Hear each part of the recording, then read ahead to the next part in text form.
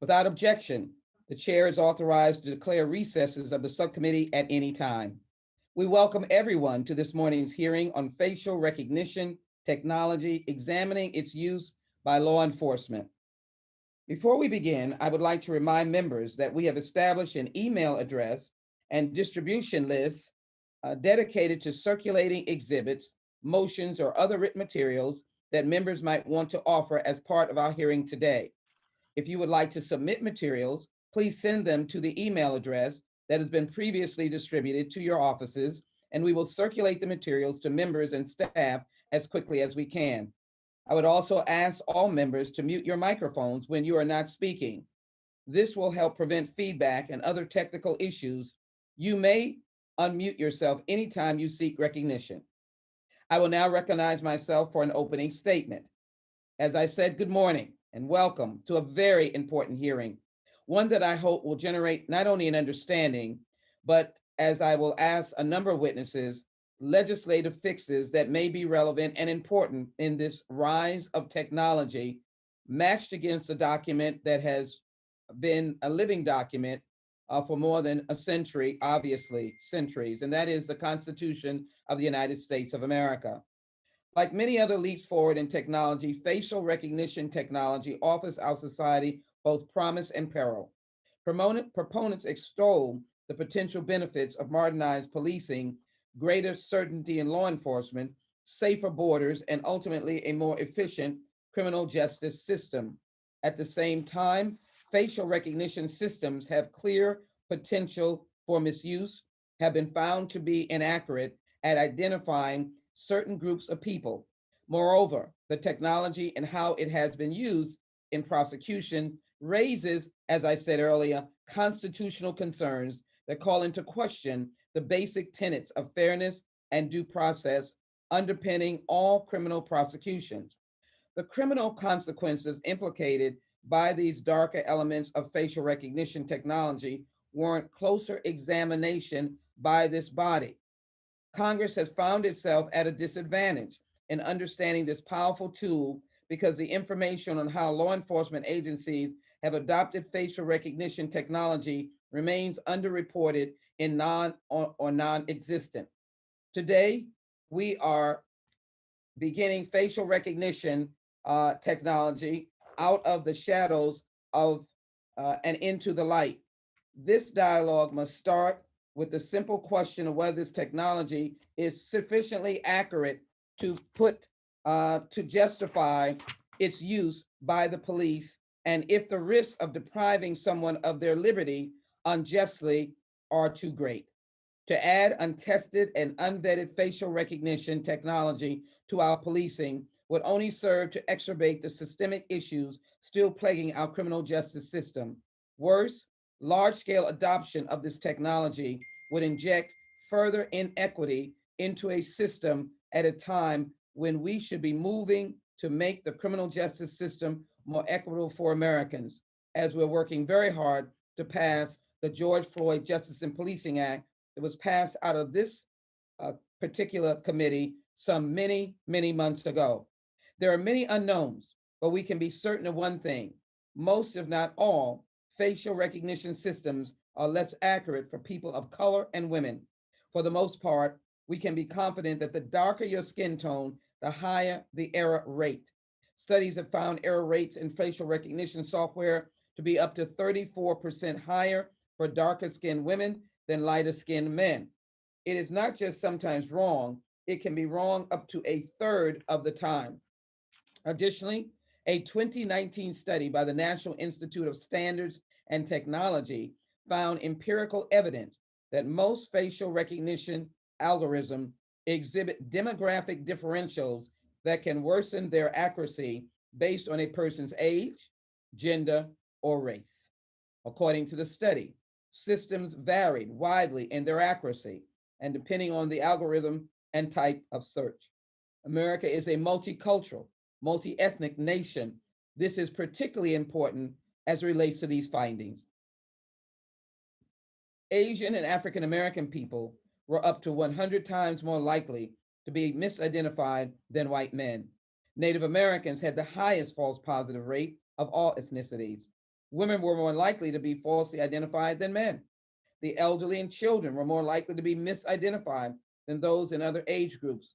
Could play a really strong role in trying to find missing persons, for example, if it was to be used in that.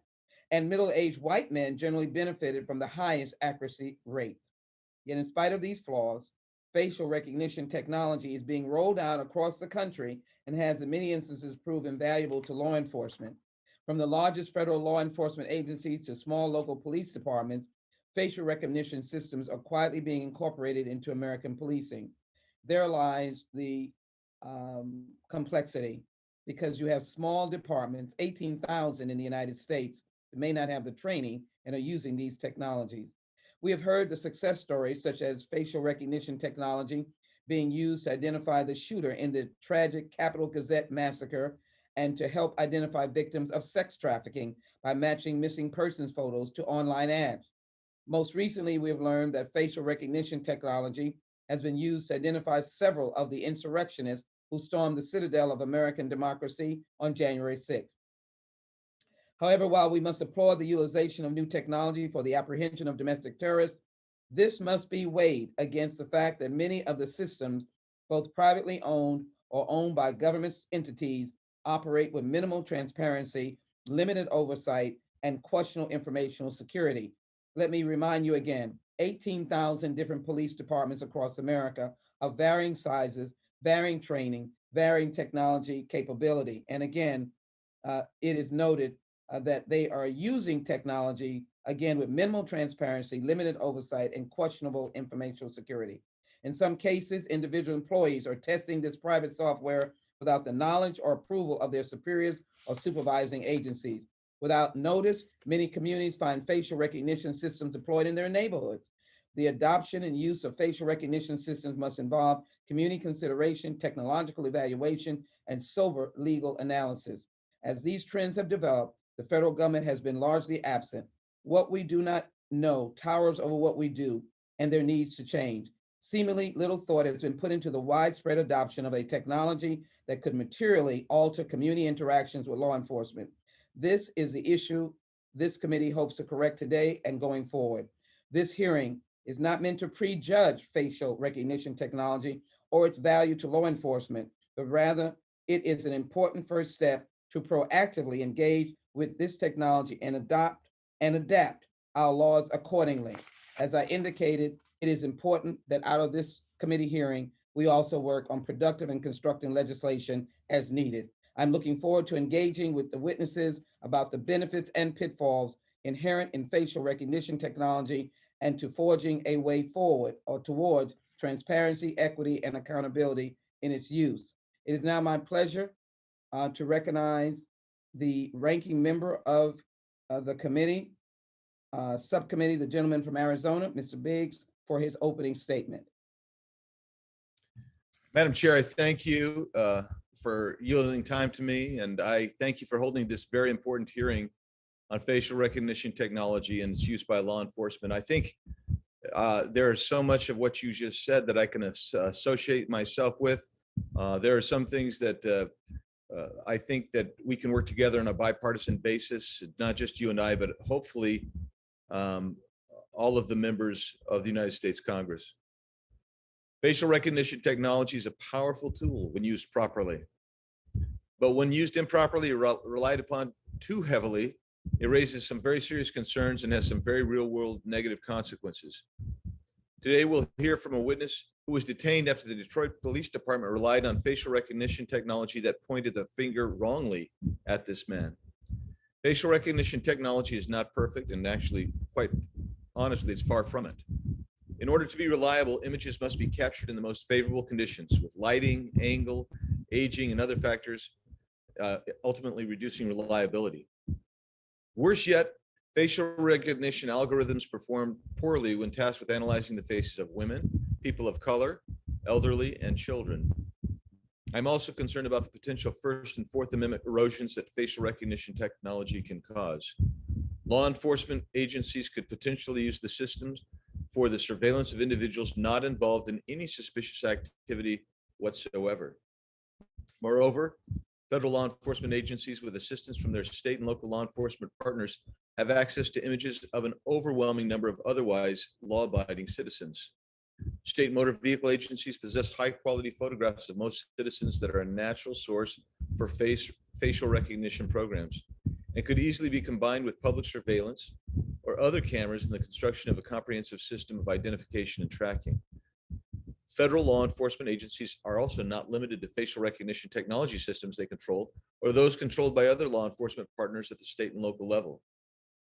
Federal law enforcement can use non-government facial recognition service providers such as Vigilant Solutions or Clearview AI. For example, law enforcement officers with a Clearview AI account can use a computer or smartphone to upload a photo of an unknown individual to Clearview AI's facial recognition system. The system then returns search results that show potential photos of the unknown individual, as well as links to the site where the photos were obtained, such as Facebook or Instagram. The use of facial recognition technology is largely unregulated and raises numerous concerns. The government could use facial recognition technology to monitor or target people exercising their First Amendment rights, including freedom of association. Facial recognition technology also poses significant privacy concerns, and improper use could violate Fourth and First Amendment rights, protecting people from unreasonable searches and seizures and guaranteeing freedom of association. With these constitutional reliability concerns with this technology, the GAO just issued a report indicating that not only have the federal law enforcement agencies not assessed privacy and other risks associated with the use of this technology, some of them don't even know which systems their agents are using. So in sum, I think this is a real opportunity for us to gain some important information and knowledge today. I have enormous concerns that I will summarize here. Technology itself, the technology here is absolutely problematic and inconsistent yet. It's not been perfected. Images of law-abiding people have been acquired. The security of the databases is an issue, as we've seen with recent breaches of databases. Private companies acquiring and scraping information and data and selling it to the feds and other law enforcement. Manipulation and enhancements of photos can take place.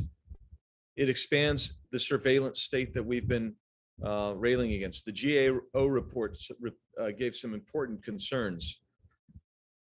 And those are just some of my, that's a brief summary of some of these things that I'm concerned with. But I do think it's a place where we can work, Madam Chair, to find common ground. If we're talking about nationalizing police forces, I don't think we'll get there. But if we're talking about finding some kind of meaningful regulation and oversight of the implementation of facial recognition technology, which I think is what the chair is alluding to, then I think we can find a lot of common ground here. With that, Madam Chair, I'd like to submit for the record a letter to the committee dated July 12th, 2021 from Matthew Feeney of the Cato Institute. You want to finish the letter's explanation? Yes, if I can, please.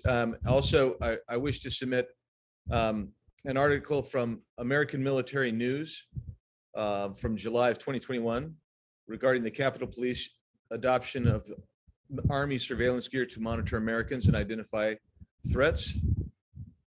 I also wish to include several articles about the Alaskan couple that through facial technology that was erroneously used.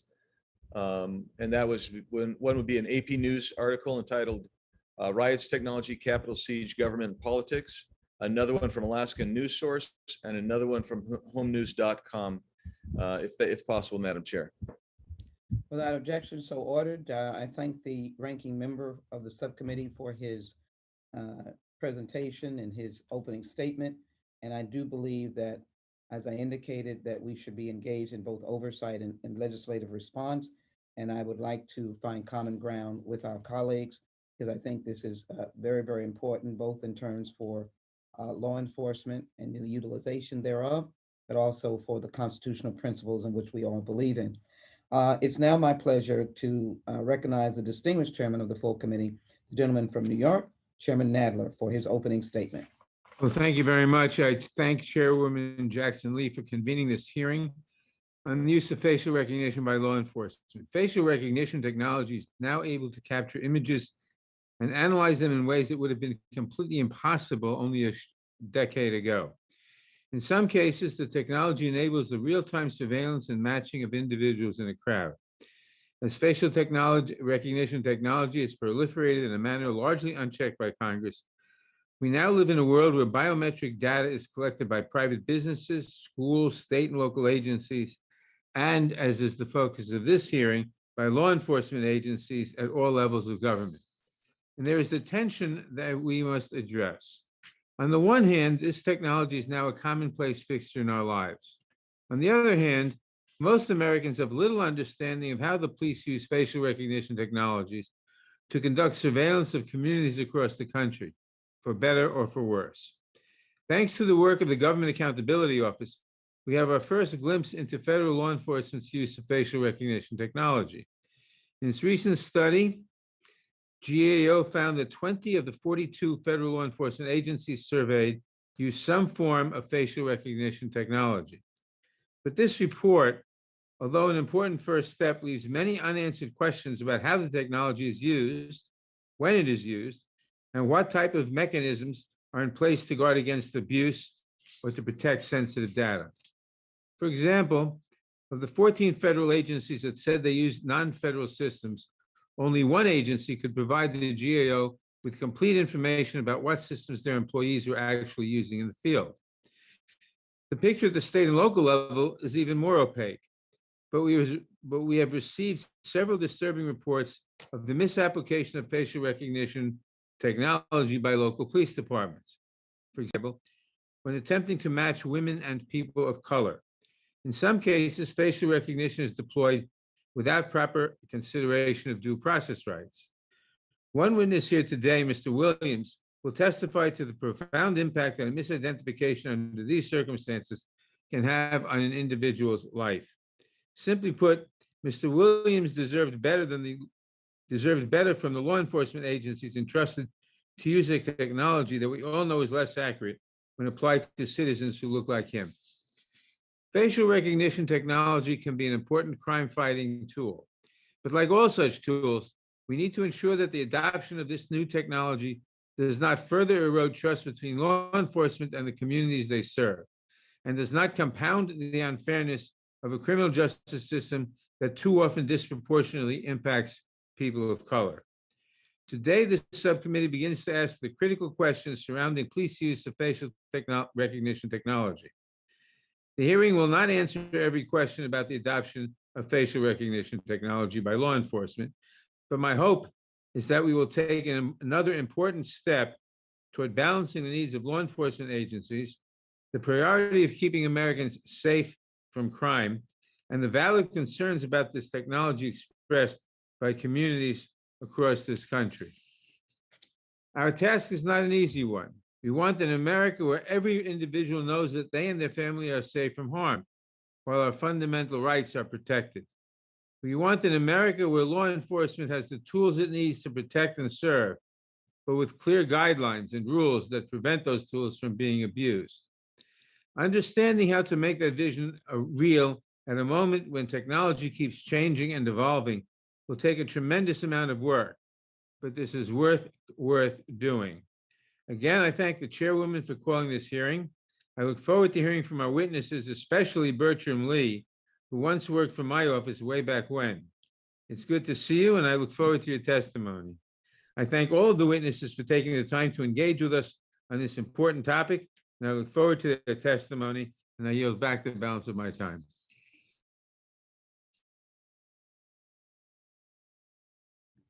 I thank the chairman very much for his presentation, important presentation. And now it's my pleasure to recognize the distinguished ranking member of the full committee, the gentleman from Ohio, Mr. Jordan, for his opening statement. Thank you, thank you, Madam Chair. I look forward to today's hearing on facial recognition technology. I'm hopeful we can approach this issue in a truly bipartisan manner, as has been mentioned by some previous statements. Last Congress, we worked closely with our colleague, the late Chairman Elijah Cummings, on this very issue. While we had many vigorous debates on a variety of issues, facial recognition technology was one issue where we shared common ground. So much so that we held 3 bipartisan hearings in the Oversight Committee on this technology. In those hearings, we learned many important facts about facial recognition technology. There are serious First Amendment and Fourth Amendment concerns about the use of FRT by law enforcement. There are also due process concerns about how law enforcement uses this technology. We learned, for example, that over 20 states, departments of motor vehicles have handed over their driver's license data to the FBI. No American citizen gave their consent to have their data and images turned over to the FBI. No elected official ever voted to allow this to happen. Every American should be troubled by this. I know I am, and I hope my colleagues on this committee are as well. Almost 2 weeks ago, the GAO issued a new report about how federal law enforcement uses FRT.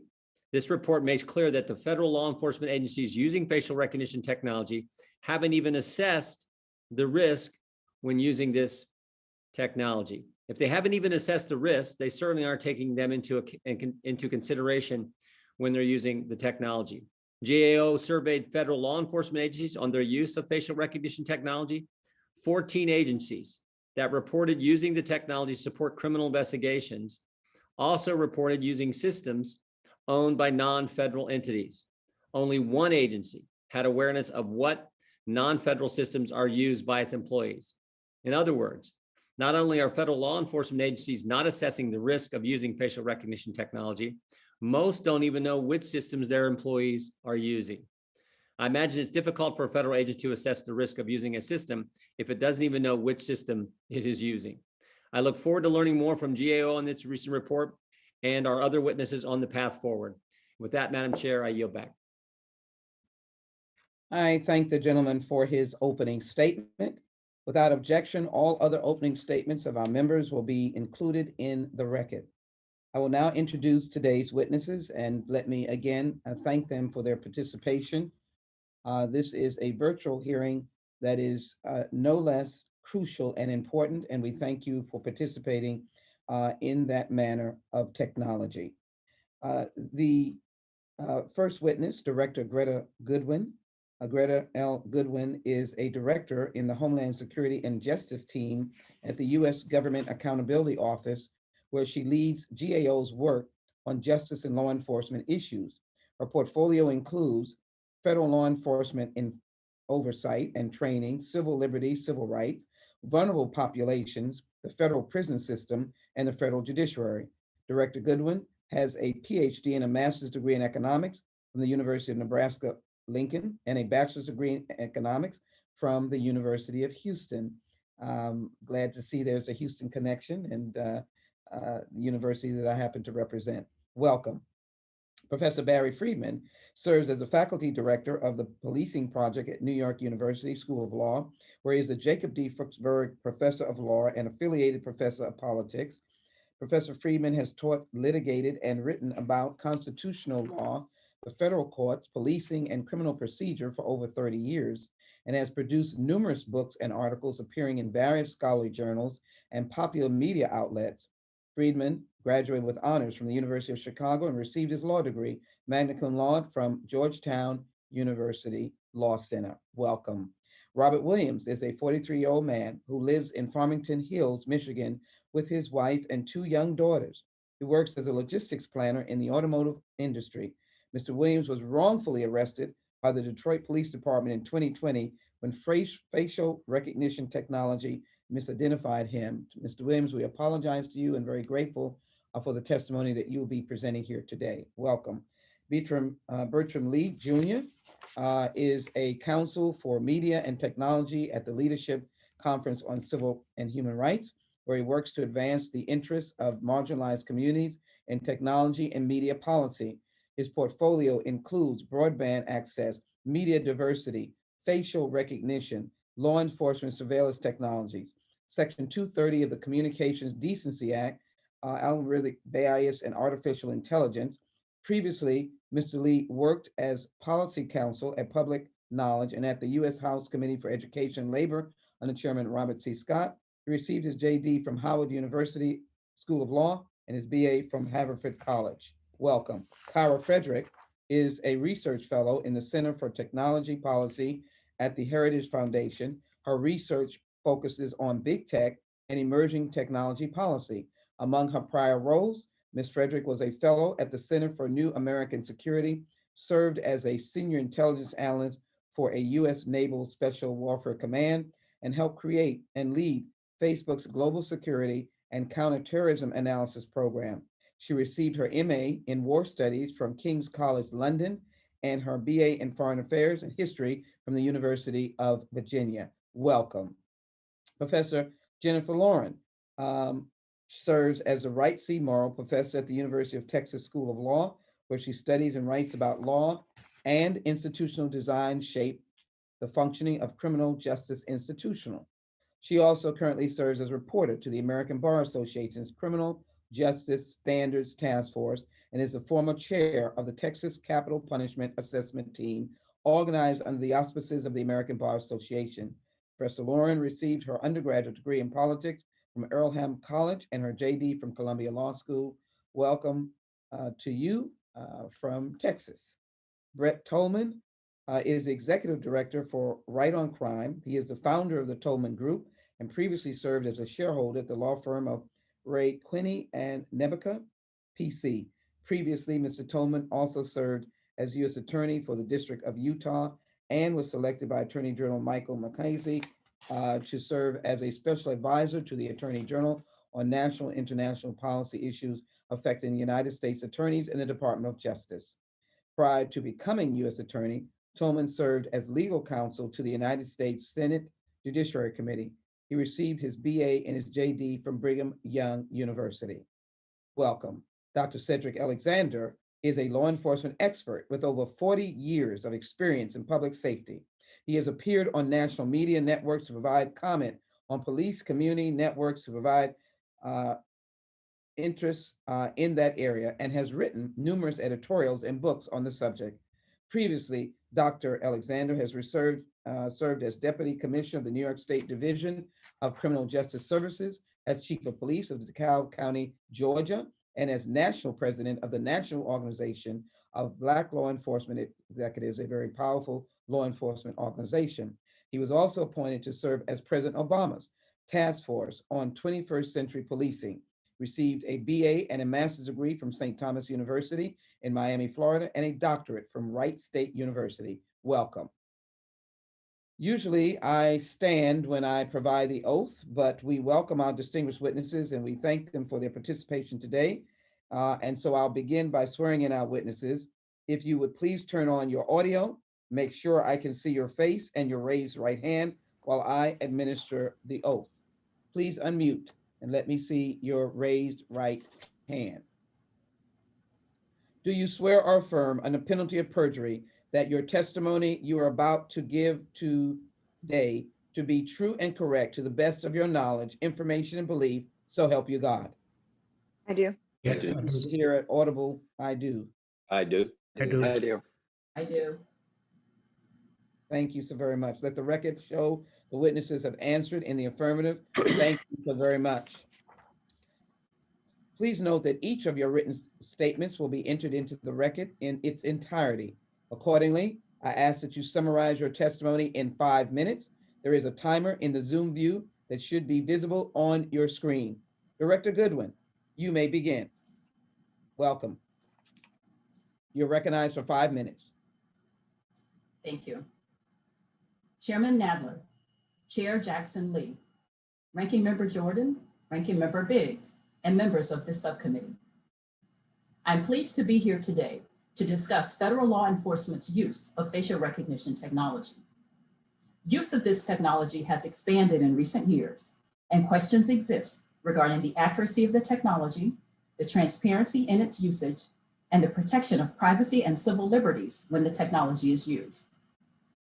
Today, I will discuss 1, the ownership and use of facial recognition technology by federal agencies that employ law enforcement officers.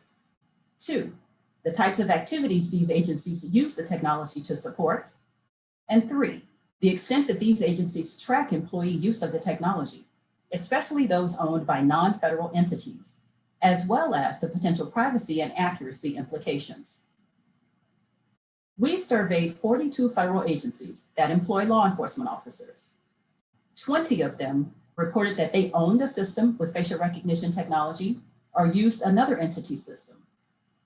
Of these 20 agencies, 3 own their own system, 12 only used another entity's system, and 5 agencies both owned a system and used another entity's.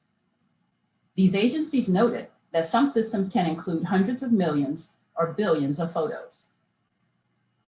Federal agencies reported using facial recognition technology to support various activities, such as criminal investigations, surveillance, and managing business operations during the COVID-19 pandemic. Of the 20 agencies that owned or used the technology, 14 reported using it to support criminal investigations, including investigations of violent crimes, credit card and identity fraud, and missing persons.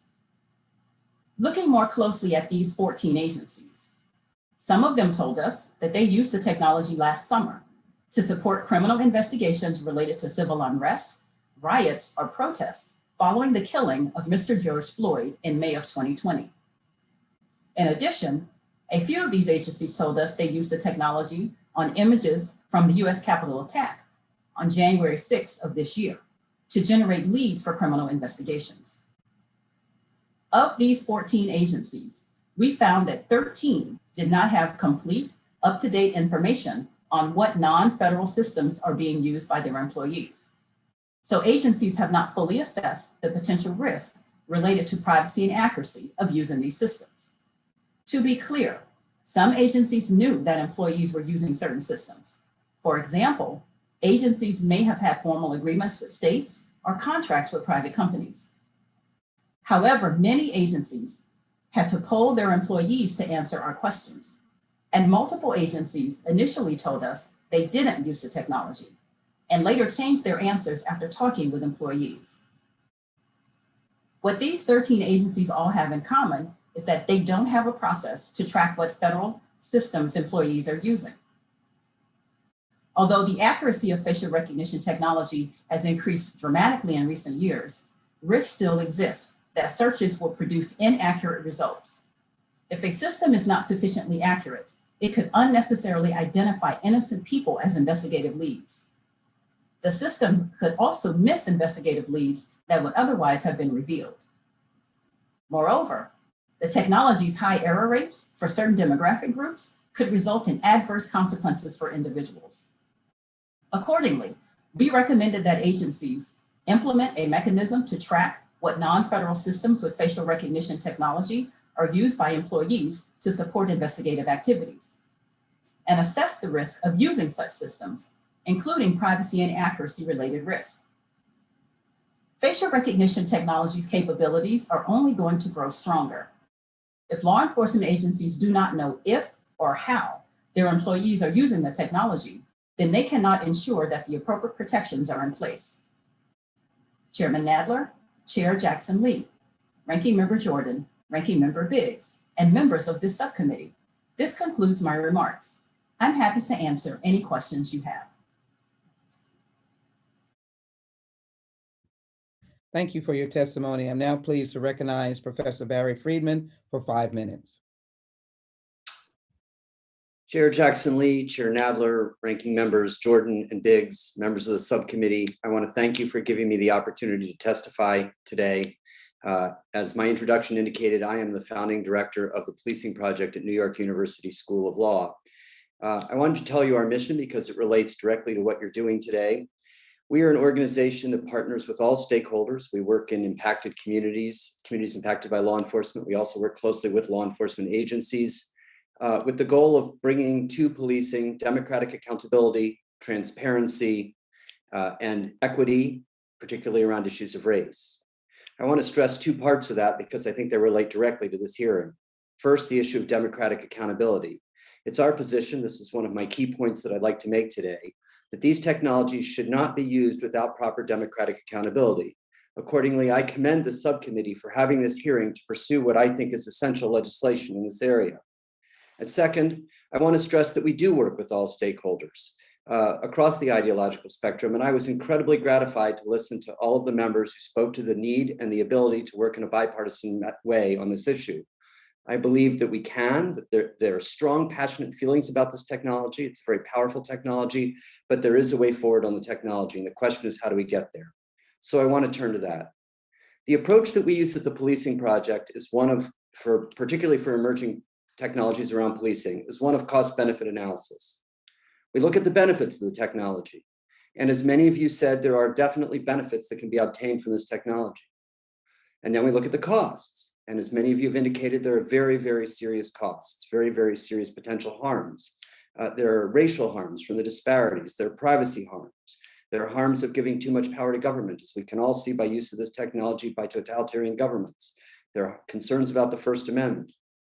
Now, some people look at cost-benefit analysis and they think, okay, well, we weigh the costs, we weigh the benefits, we decide whether to do something or not. But that's exactly the wrong approach. The value of cost-benefit analysis or benefit-cost analysis is that we can find a nuanced way to regulate that can maximize the benefits and minimize or mitigate entirely the harms. And that's what I want to talk about. I've spoken to many, many people over the last months and in fact years about this issue. There are strong views on both sides, including some people who after much reason think that the technology should be banned. But the fact of the matter is that when I'm talking to law enforcement or when I'm talking to civil libertarians or racial justice advocates, whether I'm talking to people in the technology companies themselves, even though they disagree about the use of the technology and about many things, there's a wide swath of agreement about what isn't okay in the use of the technology, about what are shoddy and dangerous practices that should be regulated. And I want to just dive very quickly into some of the nuance of those practices, and you have a longer enumeration in my testimony, and I'm happy to answer any questions. So first, issues of accuracy and bias. We've heard a lot about that.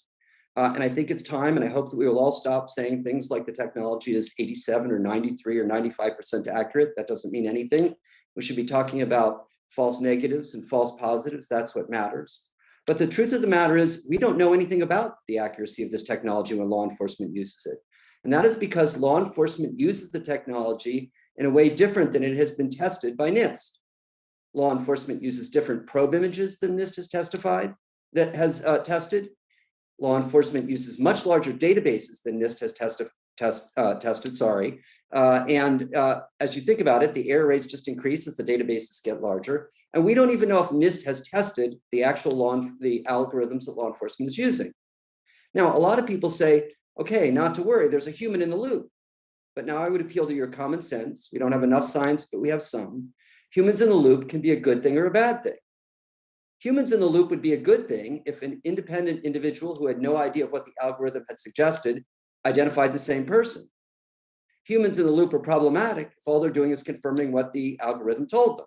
And so again, we need testing and methods of ensuring that if there's a human in the loop, that human is actually working in a way to make sure that we eliminate concerns about accuracy and demographic, particularly racial bias. And finally, I want to urge you to think very seriously about regulating the vendors themselves. That's the touch point. Those are the folks that know how the technology works and what can be done to make it work.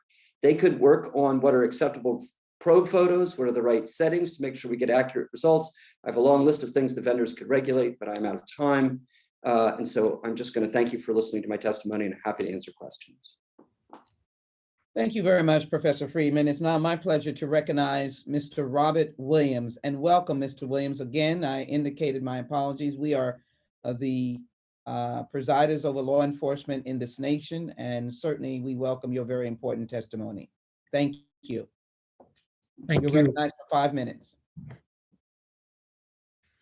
Okay. Chair Nadler, Chair Jackson Lee, Ranking Member Jordan, Ranking Member Biggs, members of the subcommittee, thank you for the opportunity to testify today. Not last January, but January 2020, I got a call from my wife, and she told me that some detectives called her to tell me to turn myself in. She said they'd be calling me shortly because they didn't have my phone number. They called me. I answered and said, I asked him what was it about. He told me he couldn't tell me. All he knows is that I need to turn myself in. I assumed it was a prank call. I hung up and called my wife and told my wife to disregard, who was irate and thinking that maybe I was trying to hide something from her. So I told her to call our local police department. She did. They said they had no warrants or anything on her for my arrest, and to disregard the call. So I proceeded to drive home. I went, and when I got home, there was a Detroit police car parked on my street.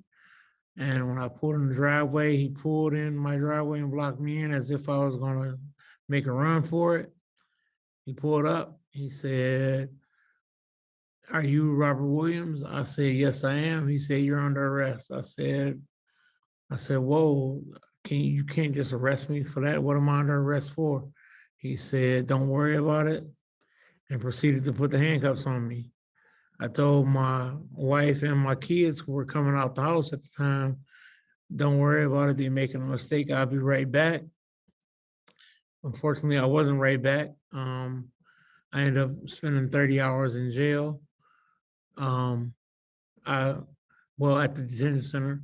But while I was in the car, I asked again, "Why am I being arrested?" And they said, "We can't tell you that." But they showed me the warrant that said felony larceny on it. And I'm like, I didn't steal anything. I'm like, how do we get the warrant? He said that a detective would be in to talk to me. I was in the detention center in an overcrowded cell. The garbage was overflowing. It was a lot of less desirables in there talking about things that they had done and things that they got away with. And I'm just like, why am I here? And nobody ever came to tell me. So the next day when I went to court, I pleaded not guilty. They took a recess, and then some detectives came to ask me some questions. When they came to ask questions, they had me sign a paper saying that I would waive my right to counsel so they could show me what was on the papers. I signed. He showed me a picture. He said, well, first he said, "When was the last time you was at the Shinola store?" I said, "A couple years ago." He said, "So that's not you?" I said, "No, that's not me." He turns over another piece of paper. He says, "So I guess that's not you either." I held that piece of paper up to my face. I said, "I hope you don't think all Black people look alike." He turned over another paper and said, "So I guess the computer got it wrong." And I'm like, "I guess so. Am I free to go?" And he was like, I'm sorry for this mishandling, but we're not detectives on your case, so we can't let you go." So they sent me back to my cell. Right. I received a bond. I got out. My wife contacted the ACLU, and we started getting information about the case, and we realized that it was a wrong facial recognition policy, technology used, and I just been fighting for it ever since. I just don't think it's right that my picture was used in some type of lineup, and I've never been in trouble, right? With that being said, I'd just like to say thank you for the opportunity to share my testimony, and I hope that Congress does something about this law, and I'm happy to take any more questions that you might have for me. Powerful statement, Mr. Williams, and you're tracking what I began with as I opened this hearing, that not only should we engage in oversight, but I do think we should engage in the right kind of fix, and very apologetic to you and your family for having to go through this. Our next witness is Mr. Bertrand Lee Jr. You're recognized for 5 minutes. Chairwoman Jackson Lee, Chairman Nadler, Ranking Member Jordan, Ranking Member Biggs, and members of the subcommittee, thank you for the opportunity to testify today. And thank you, Chairwoman Jackson Lee and Chairman Nadler, for calling this hearing and shining a light on the serious and undeniable threat that facial recognition technology poses, especially to Black and Brown people and other marginalized communities. We are at a turning point. We must reject policies and practices rooted in discrimination towards marginalized communities and move toward a new paradigm for public safety that respects the humanity, dignity, and human rights of all people. The Leadership Conference has spoken out against law enforcement use of facial recognition since 2016, highlighting the inherent bias of these tools and their disparate impact on marginalized communities that are already over-policed. Last month, the Leadership Conference, along with Upturn and New America's Open Technology Institute, released a statement signed by 40 advocacy organizations that outlined 6 of our most pressing civil rights concerns about facial recognition technology, including that its use exacerbates the harms of policing in communities that are already targeted by the police, threatens individual and community privacy by allowing invasive and persistent tracking and targeting, chills First Amendment protected activities, violates due process rights and otherwise infringes upon procedural justice, often relies on face prints that have been obtained without consent, and lastly, in addition to racial bias with respect to how law enforcement uses facial recognition, the technology itself poses a disproportionate risk of misidentification for Black, Asian, and Indigenous people. The possibility for misidentification and misclassification poses a tremendous threat to the health, safety, and well-being of communities. The reasons for these problems and inherent biases vary. In some cases, the cause of the bias lives within the database that an image is searched against. In others, it is due to the historical bias built into the algorithm itself. The end result, however, is the same. Black people are disproportionately represented in law enforcement facial recognition databases, and inequitable error rates further entrench racial disparities in the criminal legal system. For example, in a comparison of match rates by country of origin, photos of people from East African countries had false positive rates 100 times higher than the baseline rate. Researchers also found that some facial analysis algorithms misclassified Black women nearly 35% of the time, while always getting it right for white men. But even if the accuracy of facial recognition technology was improved, the fundamental issue remains. Facial recognition technology dangerously expands the scope and power of law enforcement. When combined with existing networks of surveillance cameras dotting our urban and suburban landscapes, facial recognition algorithms could enable governments to track the public movements, habits, and associations of all people at all times, merely with the push of a button. According to a report from the Georgetown Center on Privacy and Technology, more than 133 million American adults are included in facial recognition networks across the country, and at least 1 in 4 state or local police departments can run facial recognition searches through their own network or the network of another agency. As facial recognition technology rapidly emerges in everyday police activities, safeguards to ensure this technology is used fairly and responsibly are virtually non-existent. As Congress considers how our nation's systems of policing and punishment disproportionately harm communities of color, it must decelerate law enforcement's ability to wield such powerful technology, particularly when the history and recent abuses provide little reason to think it would be used responsibly. We are safer when our communities are healthy, well-resourced, and thriving. Policies of mass criminalization and over-policing are fueled by white supremacy, not a belief in justice. And tools like facial recognition technology are about social control, not public safety. The Leadership Conference urges members of Congress to act now to protect the public from this technology, specifically by implementing a ban or moratorium on law enforcement use of facial recognition tools. Families and communities will continue to endure unspeakable harm and tragedy on our government's watch as long as we allow these policies to continue. Time is of the essence. The Leadership Conference looks forward to working closely with the subcommittee to address the serious concerns with this technology and work toward a new vision of justice that truly keeps communities safe. Thank you. Thank you very much for your testimony and as well for that insightful constitutional analysis, which is extremely important.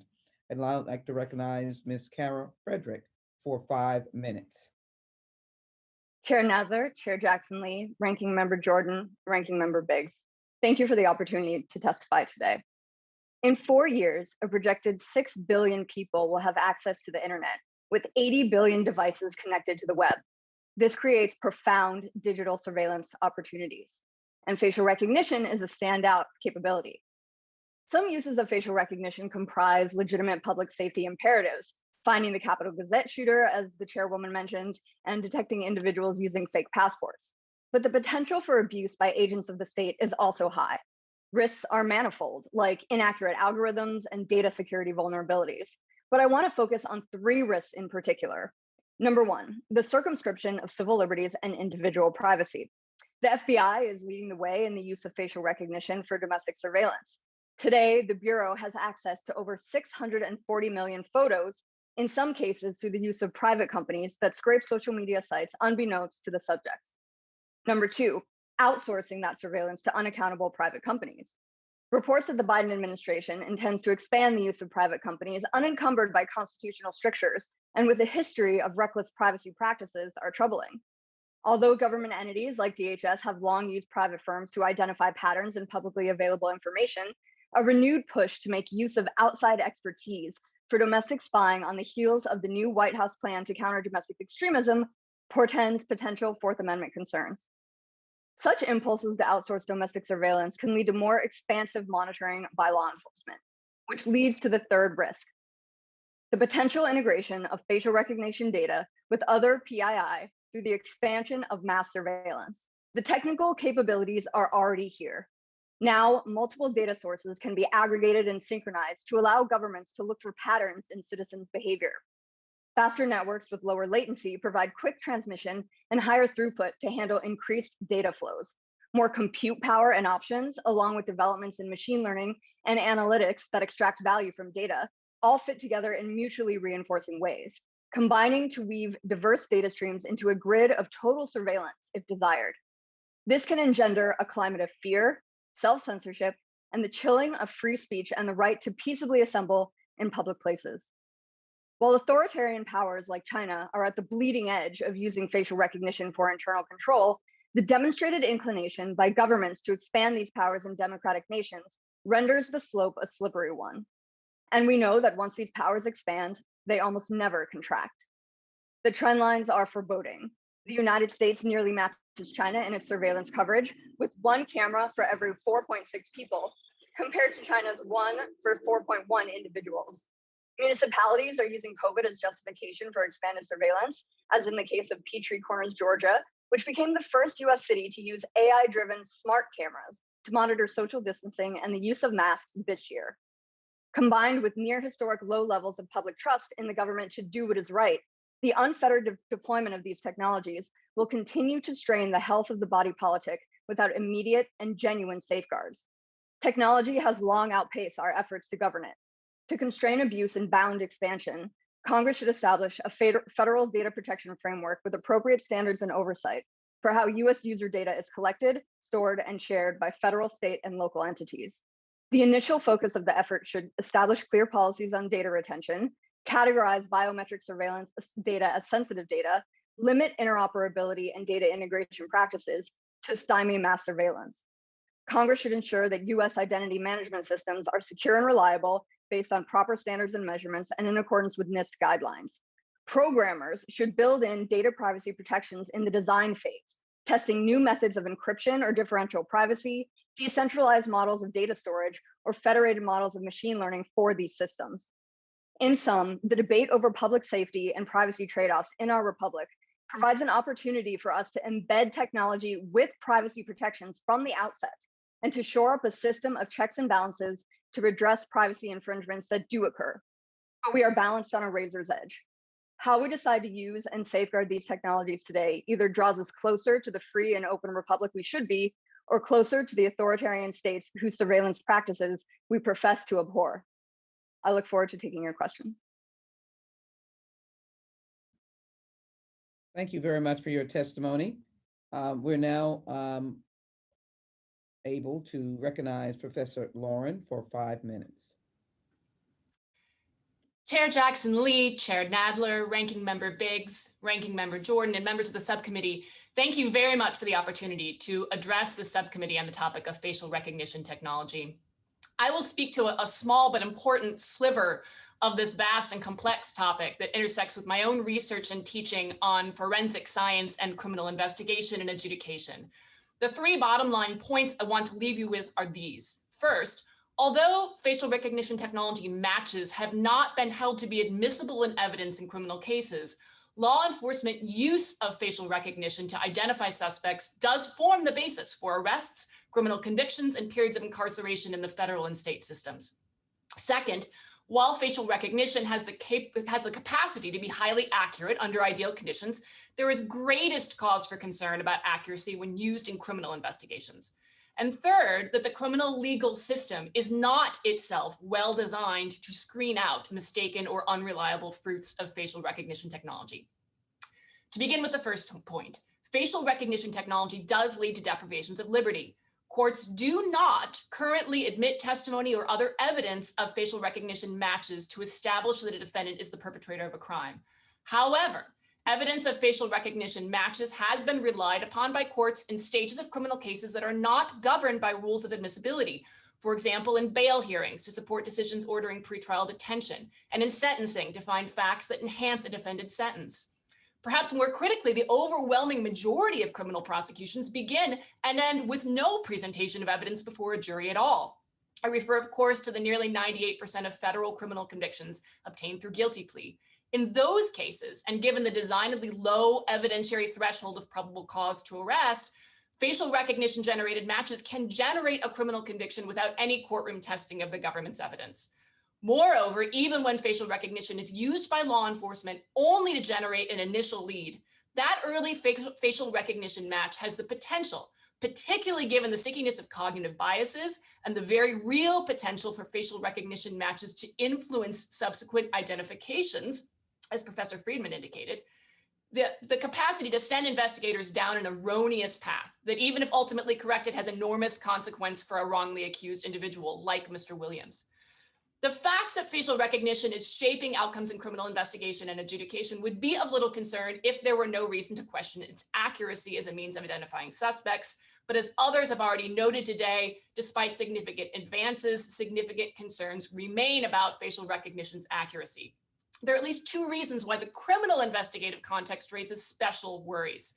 First, as has already been discussed, the fact that there is significant variability in accuracy among facial recognition vendors, paired with the disturbing GAO findings that federal agencies rely on a wide variety of, and sometimes unknown, facial recognition systems, points to an urgent need for disclosure of, and perhaps restriction on what public and private facial recognition systems are being used.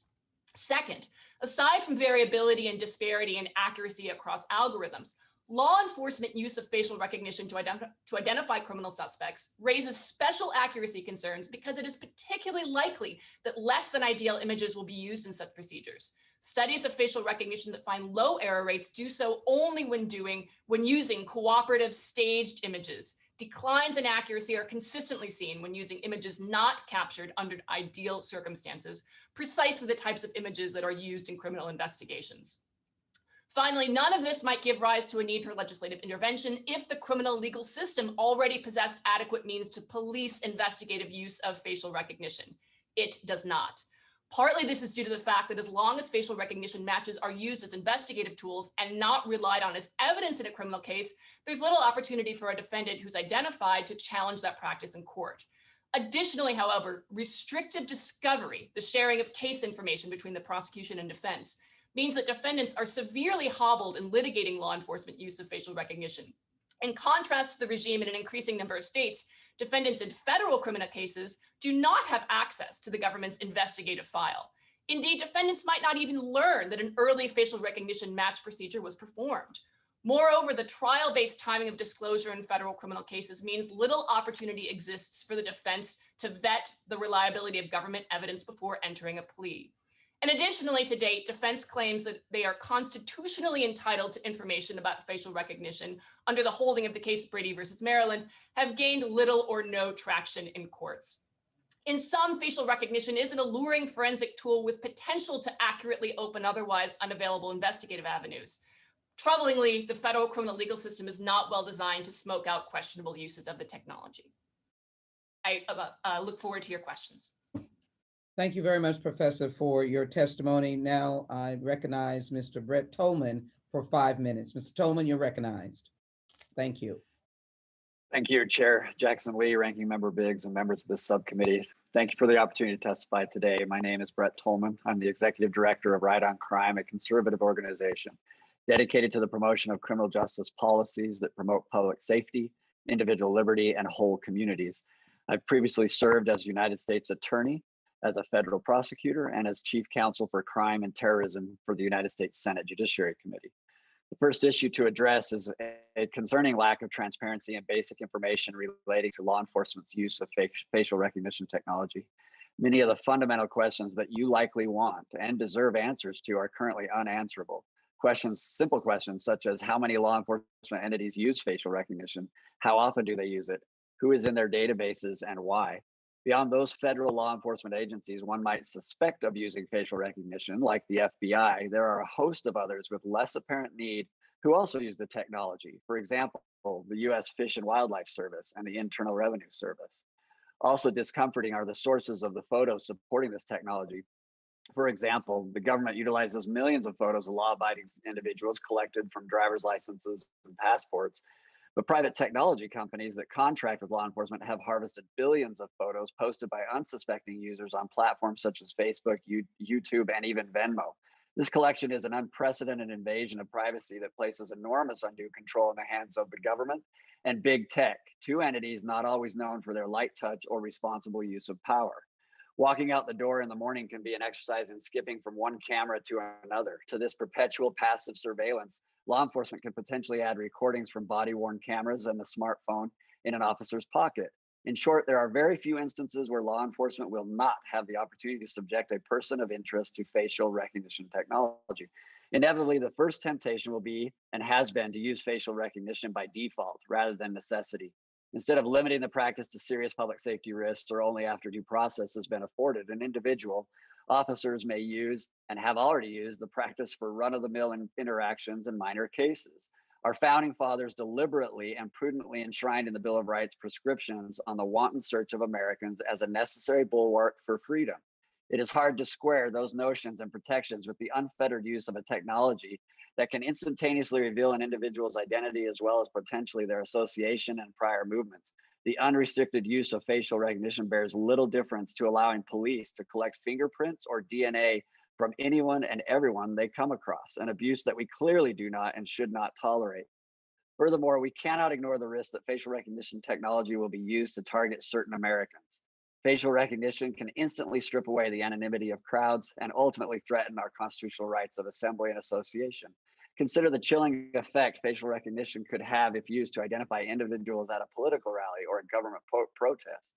This practice grossly lacks accountability. Right now, we have little more than vague assurances that we should trust the government to safely use the incredible power of facial recognition technology without such information or oversight. Not long ago, I was tasked with leading the effort in the United States Senate to reauthorize the Patriot Act. We heard similar assurances years ago by those leading the Department of Justice and the FBI about FISA and those surveillance authorities not being turned against honest Americans. We have seen how that worked out as outlined in the recent and disturbing Inspector General reports. None of this is to say that law enforcement should never have access to facial recognition technology. While China's unconscionable use of facial recognition technology to enhance and accelerate its undemocratic control of its citizenry is a warning of the costs of failure, I do not believe it is an inevitable consequence of any use of facial recognition technology by law enforcement. Further, it is unrealistic to expect law enforcement officials to permanently deny themselves a tool that is increasingly prevalent in the commercial sector and which has such powerful capacity to improve public safety. It is easy to contrive a scenario in which we would very much want law enforcement to have this technology. Searching for a known terrorist loose in our cities presenting an imminent risk to the public, or seeking to identify a mass murder suspect, for example. However, acknowledging there are credible uses for facial recognition technology and voicing support for law enforcement is not the same as writing a blank check for power and then looking the other way.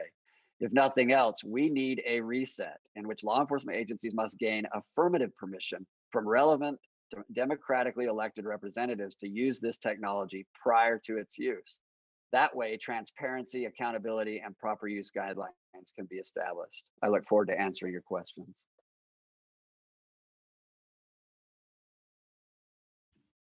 Mr. Tolman, we thank you for your testimonies. Now, my pleasure and privilege to recognize Dr. Cedric Alexander for 5 minutes. Dr. Alexander, you're recognized.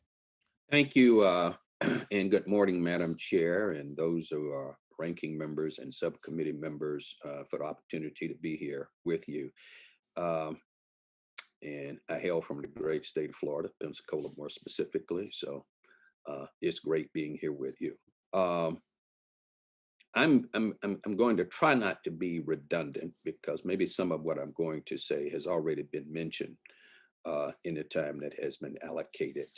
But let me start by saying this. On July 9th, Portland, Maine Press Herald reported on 2 newly enacted laws that make Maine the first U.S. state to enact a broad ban on government use of facial recognition technology. In Maine, state, county, and municipal governments will not be allowed to use any sort of FRT. Law enforcement may use the technology for investigating certain serious crimes, but state law enforcement agencies are barred from implementing their own FRT systems. They may request FRT searches from the FBI and the State Bureau of Motor Vehicles in certain cases. A year earlier, in August of 2020, the Portland City Council totally banned the use of facial recognition by the police. Indeed, currently, there are approximately 24 American cities that ban police FRT use, and many other organizations has called for a nationwide ban because of evidence that false positive identification in the case of people of color exceed the rate of whites. So far, the federal government has enacted no law on how law enforcement may or may not use facial recognition technology. The benefits of facial recognition systems for policing are quite evident. Some have already been mentioned here. It is in fact that technology that does aid in the detection and prevention in crime. For an example, facial recognition is effectively used for issuing identity documents and is usually combined with long accepted biometric technologies, such as fingerprints and iris scans. FRT face matching is used at border checks to compare the portrait of digitized biometric passports. And FRT, as we all know, was used to identify suspects in the January 6th violent breach of the US Capitol. And high definition digital photograph and videography, sometimes deployed from aerial drones, may be used increasingly to identify faces in mass events.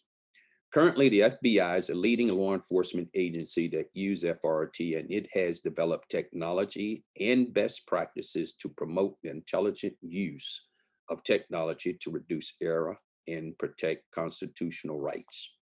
In addition, the Facial Identification Scientific Working Group, operating under the National Institute of Standards and Technology Organization of Scientific Area Committees, is working to develop standards for facial recognition technology. Facial recognition technology has been useful in law enforcement. I believe will continue to develop technically and therefore become even more useful. Blanket bans on FRT in policing are unwarranted and denied to police agencies a tool that is important to aid in public safety. But make no mistake, there are urgent constitutional issues relating to privacy, protection from unreasonable searches, due process, and the presumption of innocence, especially concerning our false positives and negative identification results. In addition, police do not always use FRT correctly. For instance, on May 16th, 2019, the Washington Post reported that some agencies use altered photos, forensic art sketches, and even celebrity lookalikes for facial recognition searches. In one case, the Post, Drew Harrell, wrote, New York police detectives believed a suspect looked like the actor Woody Harrelson. So they ran the actor's image through a search, then arrested a man that system had suggested might be a match. Forgive me for being blunt, but that was pretty egregious, quite frankly. Using artificial technology to confer upon a highly subjective visual impression, a halo of digital certainty, is neither fact-based, prudent, efficient, or just. But under federal law, at least it is not illegal. It is not illegal for the simple reason that no federal laws govern the use of facial recognition. I'm going to stop here and be more than glad to answer any questions that you may have, particularly from a very practical perspective as being a former chief in 2 major cities in this country and a former federal security director for the U.S. Department of Homeland Security in Dallas, Texas for 5.5 years. So I understand the importance of this technology, but I also understand how it could be easily abused if those are not properly trained, certified, and the utilizations of best practices are not evident. So thank you, Madam Chair. Dr. Alexander, thank you. And thank you to all the witnesses. We obviously have opened up in the parochial and often used term non-legal, a can of worms that we need to certainly address. And we will now be able to proceed with members' questions. And I'm very grateful for the attendance to all of you members, both on the minority side and as well on the majority.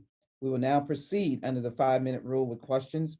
I will now begin by recognizing myself for 5 minutes. Director Goodwin, you obviously know of the report, the GA report 2019, indicating that facial recognition algorithms tested accuracy in a real way by race, ethnicity, or country of origin, as well as gender, and it differed in accuracy. What are some of the concerns related to facial recognition system accuracy? Director?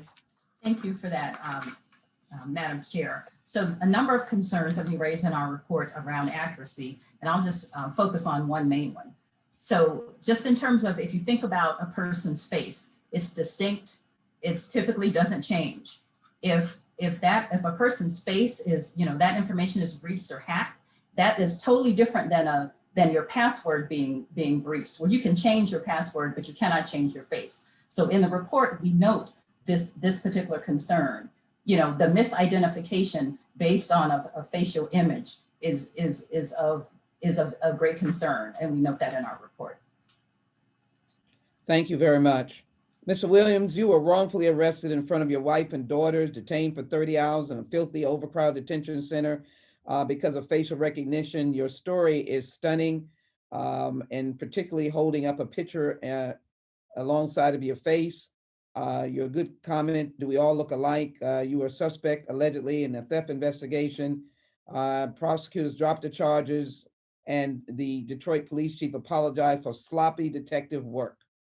Tell us, what impact did your arrest and detention have on you and your family? You're obviously a gentleman with an employment, a family. How did that impact you? Well, thank you. But well, the first thing when I came home, or was on the drive home, my wife was saying how she had to figure out how to get in contact with the detention center because they kept hanging up on her and telling her they can't answer any questions because they don't have any information. All they know is that I'm there, and that's all they can tell her. And when I got home, I asked my wife what was going on, and my daughter had took pictures of family pictures of us and turned them around because she said she couldn't bear to look at me while I was in jail. And I had to go talk to a 5-year-old at the time about a mistake that had been made by the police, and it was hard to make her understand that, sometimes they make mistakes because you tell her as a child that the police are your friend, and if you ever get in trouble, this is who you go to, and this is who's going to help. And it was, I had to deal with that, and we thought about even taking her to a psychiatrist because when we replay the video from what happened, she can't stand to watch it. She gets all emotional, and it's understandable. And I just have to go through that. I mean, Painful. Thank you so very Yeah. much. Thank you so very much. Professor Friedman, you've heard that story.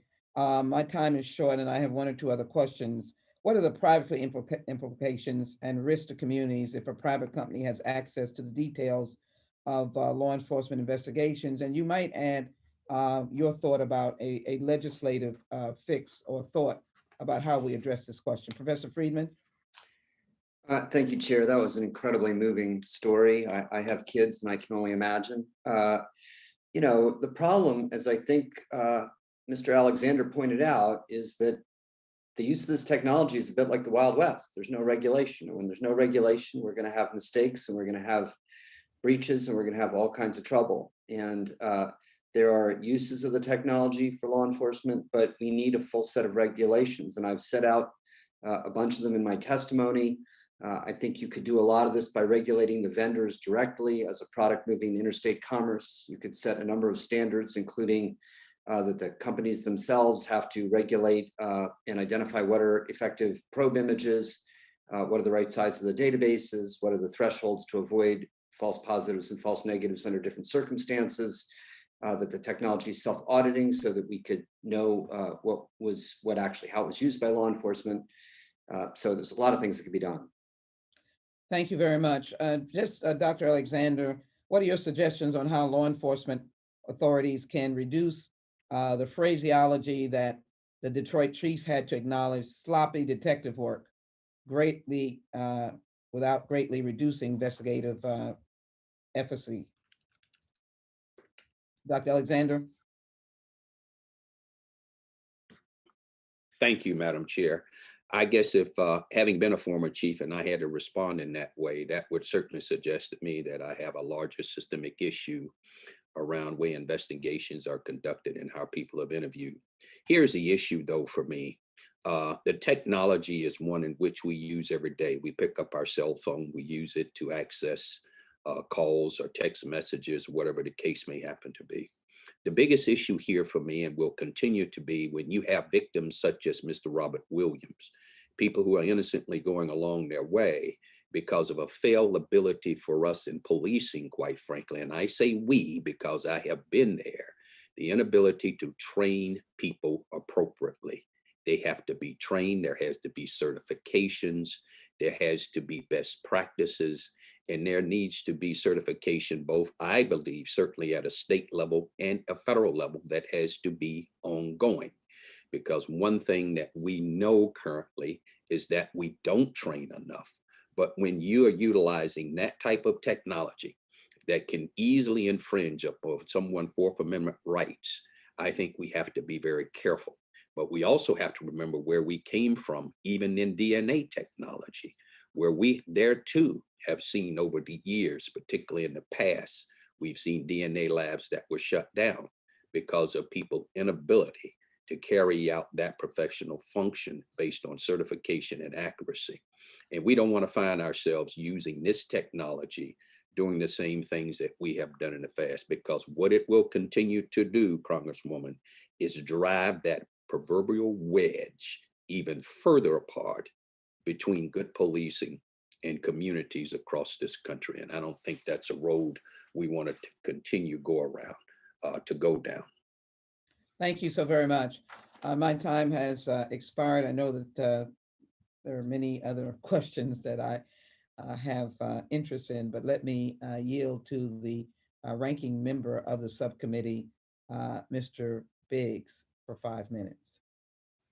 Thank you, Madam Chair. Ms. Goodwin, thank you for being here today. In your most recent report, you found that 13 of the 14 agencies that you surveyed that reported using non-federal systems did not have complete, up-to-date information about what systems their employees were even using. Is that a correct interpretation? Yes, that's correct, sir. So in fact, if I understand right, even one of the agencies you worked with had to poll its employees to see what whether they were using a system and what systems they were using. Is that accurate too? That's correct, Congressman. And then one of the agencies polled they initially told us that they didn't use the technology. And when they polled their employees, they found that the technology had been used in over 1,000 searches. Well, if agency leadership does not even know what systems their employees are using or whether they're using it, how can they be sure that those systems are not being misused and that our constitutional rights of American citizens are not being violated? So this speaks to the heart of the recommendations that we made, that agencies, have an awareness. It's important that they have an awareness of what systems they're using, particularly the non-federal systems that their employees are using. Given that awareness, then they can then begin to ensure that the appropriate protections are in place related to privacy and accuracy. Ms. Frederick, we know federal agencies are using private searches and they're collecting literally billions of images. How are those images acquired? Well, it depends on the private company. A lot of these companies, Clearview AI was mentioned earlier.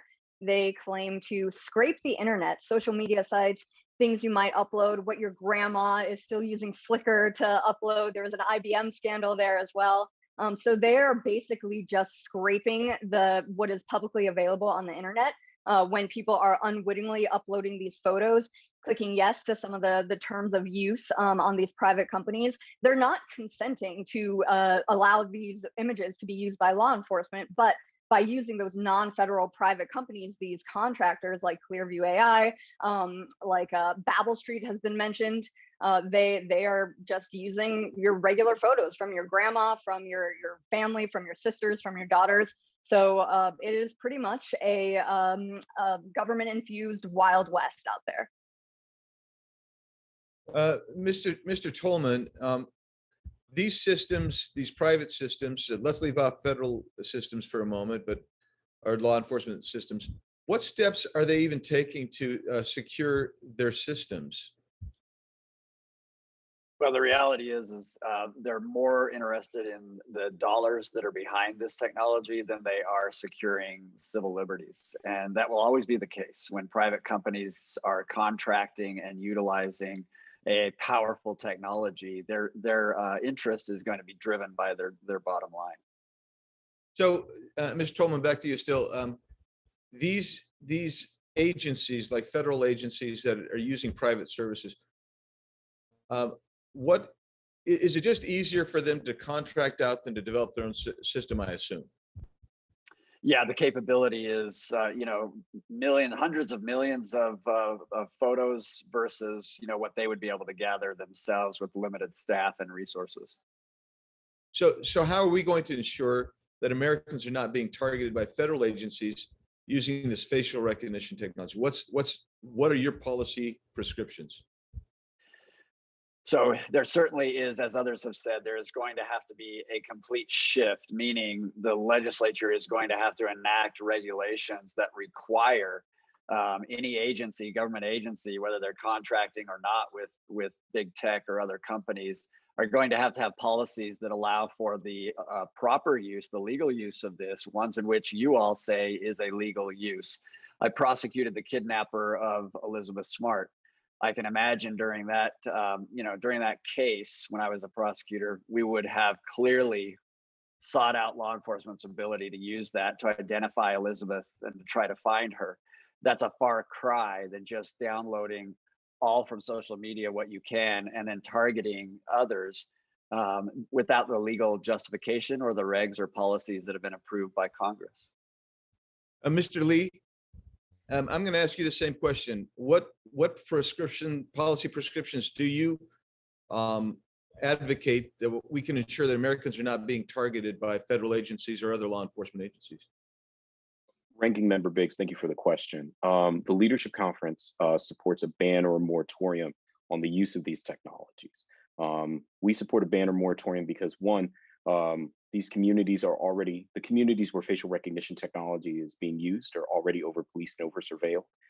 Two, facial recognition technology is disproportionately inaccurate for Black and Brown communities, and particularly communities of color. And three, the community has not been involved in these processes. The Congress is not engaged in legislation on these topics. Communities have not been involved in highlighting what they think policing should be, specifically within the context of facial recognition technology. Thank you. My time's up, Madam Chair. Thank you. Thank you very much. Now, pleased to recognize Mr. Nadler, Chairman of the committee. Mr. Nadler, Thank you, you're thank you, Madam Chair. Director of facial recognition technology. In your report, you found that 15 agencies reported using systems owned by another federal entity, and 14 reported using systems owned by state, local, tribal, or territorial entities, including the FBI. Can you briefly describe for us how the FBI uses state systems to expand its facial recognition search capacity? Thank you, sir, for that question. So I'll briefly talk about how the FBI used the technology around the events of January the 6th. So the FBI has a media tip line that I'm sure you're aware of.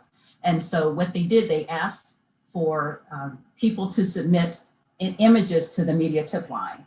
The images that were submitted to the tip line, they then inserted into an FRT system to try to get some potential matches. So that's one way the FBI has used the technology. And we did a report a few years ago on FBI specific use of the technology. And we had issued a number of recommendations that spoke to them complying with the privacy impact assessment, otherwise known as the PIA, and the systems of record notice, otherwise known as the SORN. The FBI ultimately, they agreed with our recommendations and they implemented the recommendations. And so they have, I think it was Mr. Alexander, Dr. Alexander, who mentioned that the FBI has done a number of things to ensure that the accuracy of the FRT systems that they are using has improved. Thank you. And also, Director Goodwin, the report describes how agencies use non-government owned systems. What are the potential security risks associated with a federal law enforcement agency using a non-federal government owned or even a state or local government owned FRT system? So I'll focus on the non-federal systems, and it's something we speak to in the report. As I mentioned earlier, the privacy impact assessments and the systems of record notice, the PIA and the SORN, those are two standards that typically, if a government agency is using their own system, they have to follow. And so the concern that we mentioned in our report is that if they're using a non-federal entity for facial recognition technology, that entity, that non-federal entity may or may not have to comply with the recommendations and the guidelines laid out under the PIA and the SORNs. And so that's a concern. And so with the PIA, that, of course, speaks to how the images are being used. The SORN speaks to the fact that if there's a change in the technology, that information has to be made public and available. Thank you, Professor Lauren.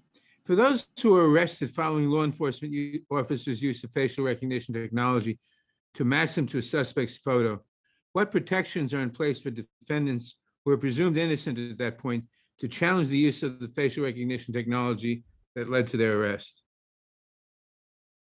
Well, in many instances today, it's quite limited, the opportunity to do that. In fact, practically non-existent, to the extent that the practice has been for law enforcement agencies to use the facial recognition match as a lead that then is sort of corroborated through other evidence. The risk, though, is that that corroboration ends up not truly being independent corroboration. So, for example, in a case in Florida, a facial recognition match was made based on an image in a store, and subsequently a police officer who knew that the match had been made looked at the image himself and said, yeah, these two guys look alike. So, right, already knowing that the computer had assisted a match sort of doubled down on it, which is not an independent corroboration.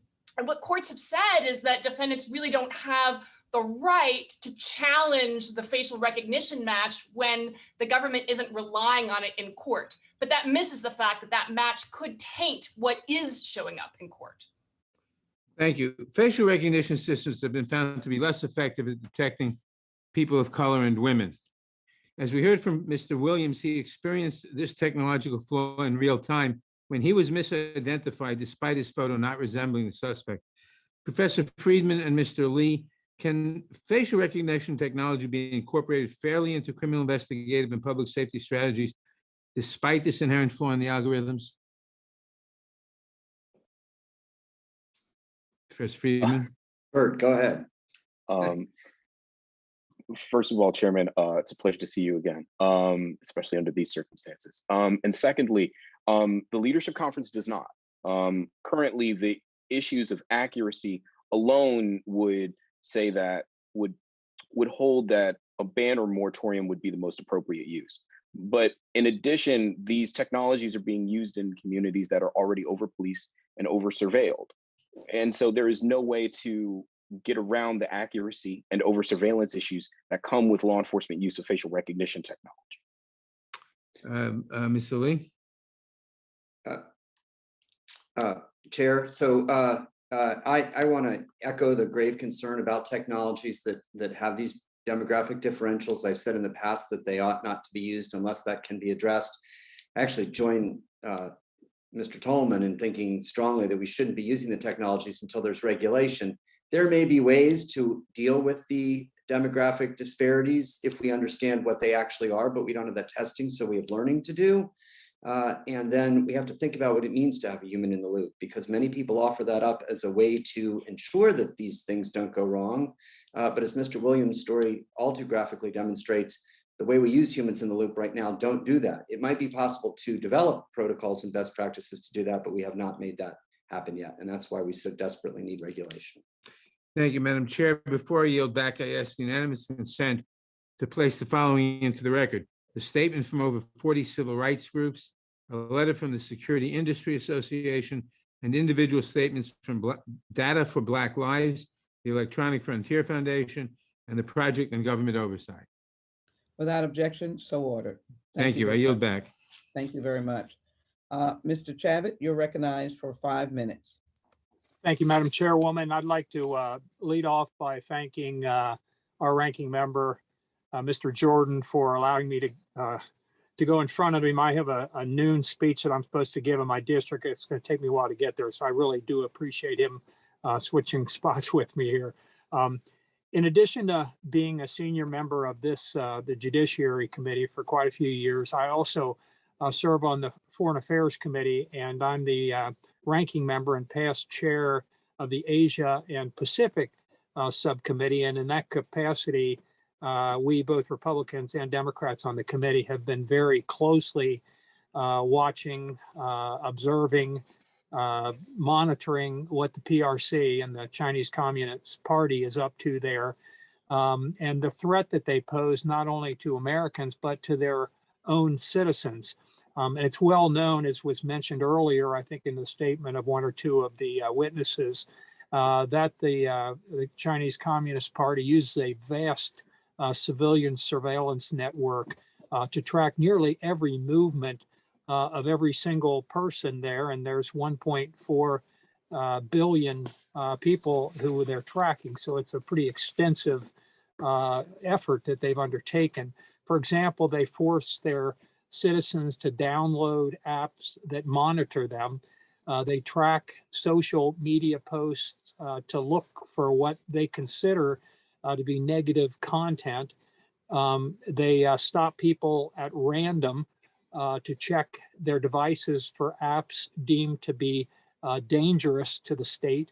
And they use facial recognition technology similar to what we're discussing here today to pick individuals up that they're looking for in crowds.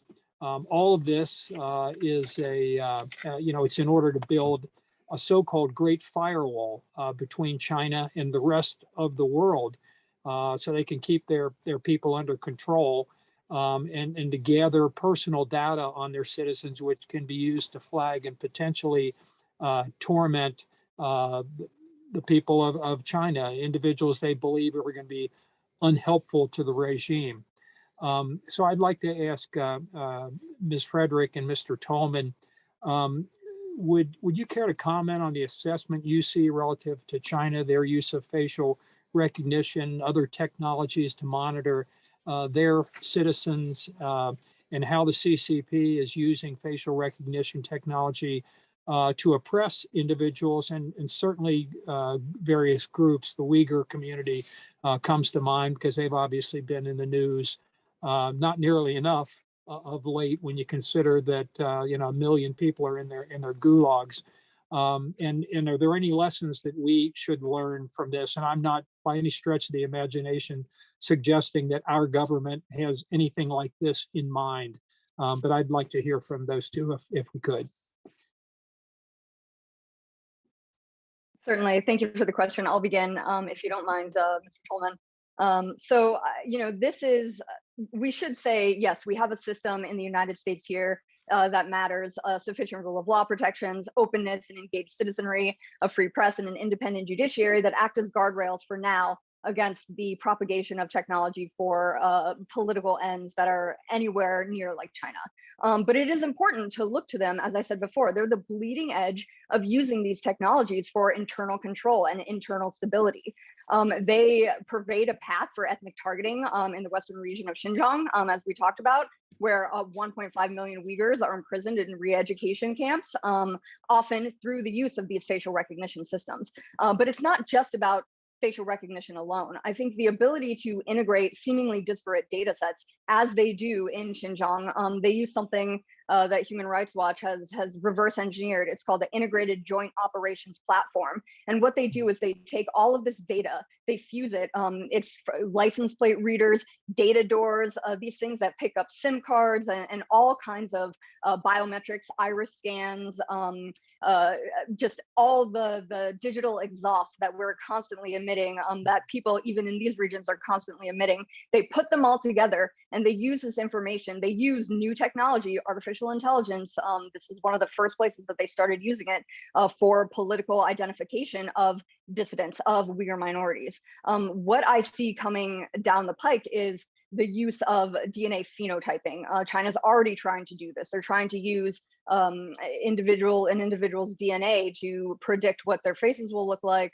They are experimenting with voice recognition technologies. And the idea is to combine all of this into this digital panopticon and use it for basically an iron hand of digital control. And we have the technology right now to do so. They've visited some of this in Hong Kong, as we've seen the diminishing of freedoms there. How does a democracy die? In full view of us. And China is using technology in order to enact it.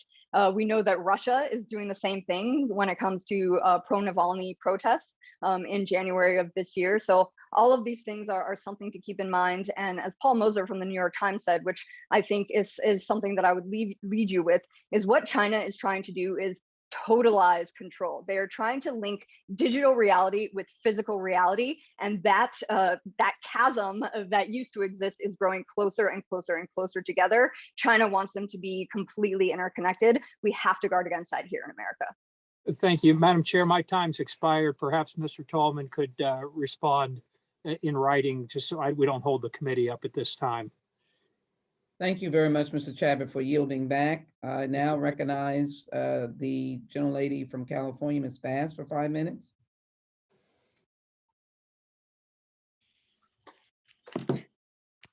Thank you, Madam Chair, and let me thank the ranking member and our witnesses for being with us today. I wanted to know if the witnesses, anyone could speak, could distinguish between using facial recognition to investigate versus facial recognition for arrests. And is it more productive to use it that way versus all of the complications for arrests? Also, it's very well known, and it's been said by numerous panelists and members of the challenges of facial recognition with people of color. But I'm not sure, unless I missed it, if anybody said, does it work better if it's white men? How does it perform? Mr. Alexander, would you like to go? Well, I'll try to respond, I think, to the first part of your question, whether the technology should be utilized with the idea of making an arrest based on the identification itself, or can it be used as an investigative tool?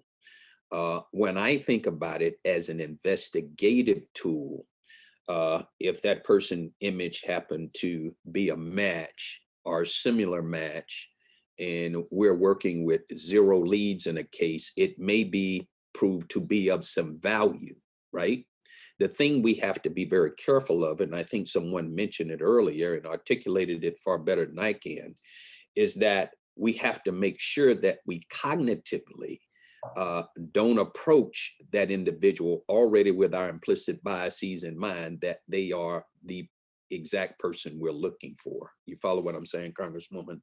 So I think we have to be very, very careful with that. But ideally, to be perfectly honest with you, I was here 2 years ago under the leadership of another hearing with late Congressman Elijah Cummings, having these same conversations. And I recollect very clearly, there was a woman there who was a professor researcher at MIT who spoke very elegantly around these issues and was able to provide some insight in terms of the depth of this technology and how it does not work to the advantage of people of color and women. But there was an overwhelming amount of evidence, and I think there are those on this panel who can talk further about this, where in the case of white males, there was least likely opportunity for misidentification, but certainly those of color and women, it tend to be more problematic. So you said least likely, meaning that it's more accurate with white men? Is that Oh, yeah, yes, it's more accurate with white men. I'm sorry. Yes. And maybe someone else could respond to that. I don't know if it's Mr. Friedman or Ms. Goodwin. What about that in terms of the accuracy and also its use as an investigative tool? In the George Floyd Justice and Policing Act, we essentially say there should not be federal resources in facial recognition. Mr. Williams, you have your hand raised. I was just going to say about the question you had previously asked, that it was supposed to be used for an investigative tool at that point, and they came and arrested me and didn't even tell me anything. I don't even live in Detroit. In Detroit, police came to my house in Farmington Hills and basically carted me off. Right. So I don't really have a lot to say about that. All I'm saying is the way that it's used, they're not doing any due diligence at all. There was like the chief said, it was a shoddy investigative work done. And actually, excuse me, Mr. Williams, to me, you're an example of what I wasn't saying. In other words, I was talking about you asked the question. Right. They used it for your arrest, which right. I think is clear as problematic, but I was referring to using it to investigate, not in real time, for an arrest. Mr. Friedman, do you have anything you want to say in the last few seconds?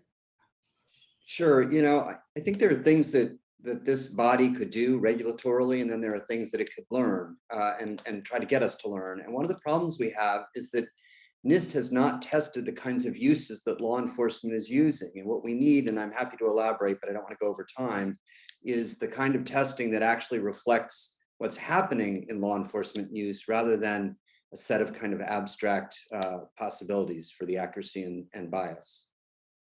Thank you, Madam Chair. Thank you so very much, Mr. Ranking Member. I'm not going to take up your time, but I'm just moved to say it appears like unreasonable search and seizure under the Fourth Amendment. But I will not take up your time, and I'm delighted to recognize Mr. Jordan for 5 minutes. Thank you, Madam Chair. Let me go to Mr. Tolman. How often does it happen? How often do we get the wrong person? Where Mr. Williams told his compelling story of how they were just wrong, and he was arrested and detained, I think he said, for 30 hours. So, I mean, I know the Huber family, the recent story of the couple in Alaska who were not in the Capitol on January 6th, but their door kicked in, they were put in handcuffs, they were at gunpoint at one point during the interrogation. It was like a 4-hour interrogation. So I just want, and it was all based on facial recognition. So how often do we get the wrong person? Well, one time can be too many, but certainly some estimate as high as 30%, but I actually believe it's more than that, Representative Jordan. And it's nice to see you again, sir. You too, Brett. It is, I believe, higher than that. I have represented two individuals, one of whom I'm fairly certain, and it's not, we don't know about the ones that aren't publicized or the ones that, are coming forward, but I have a client who was, accused of going inside of the Capitol. He was not in the Capitol. I believe it was facial recognition technology that put him in law enforcement's, investigation. And we certainly had to work backwards to show that he was not. And so I think it's more often than we know because it's not being reported. Is Mr. Lee, do you know, is there any kind of, Mr. Tolman said 30%, is that, and we know there's a disproportionate impact on African Americans. Do you think it's a higher number than that, or is that probably where it at 30% of the time this technology gets the wrong person? Ranking Member Jordan, thank you for the question. We don't know, and that's a part of the problem.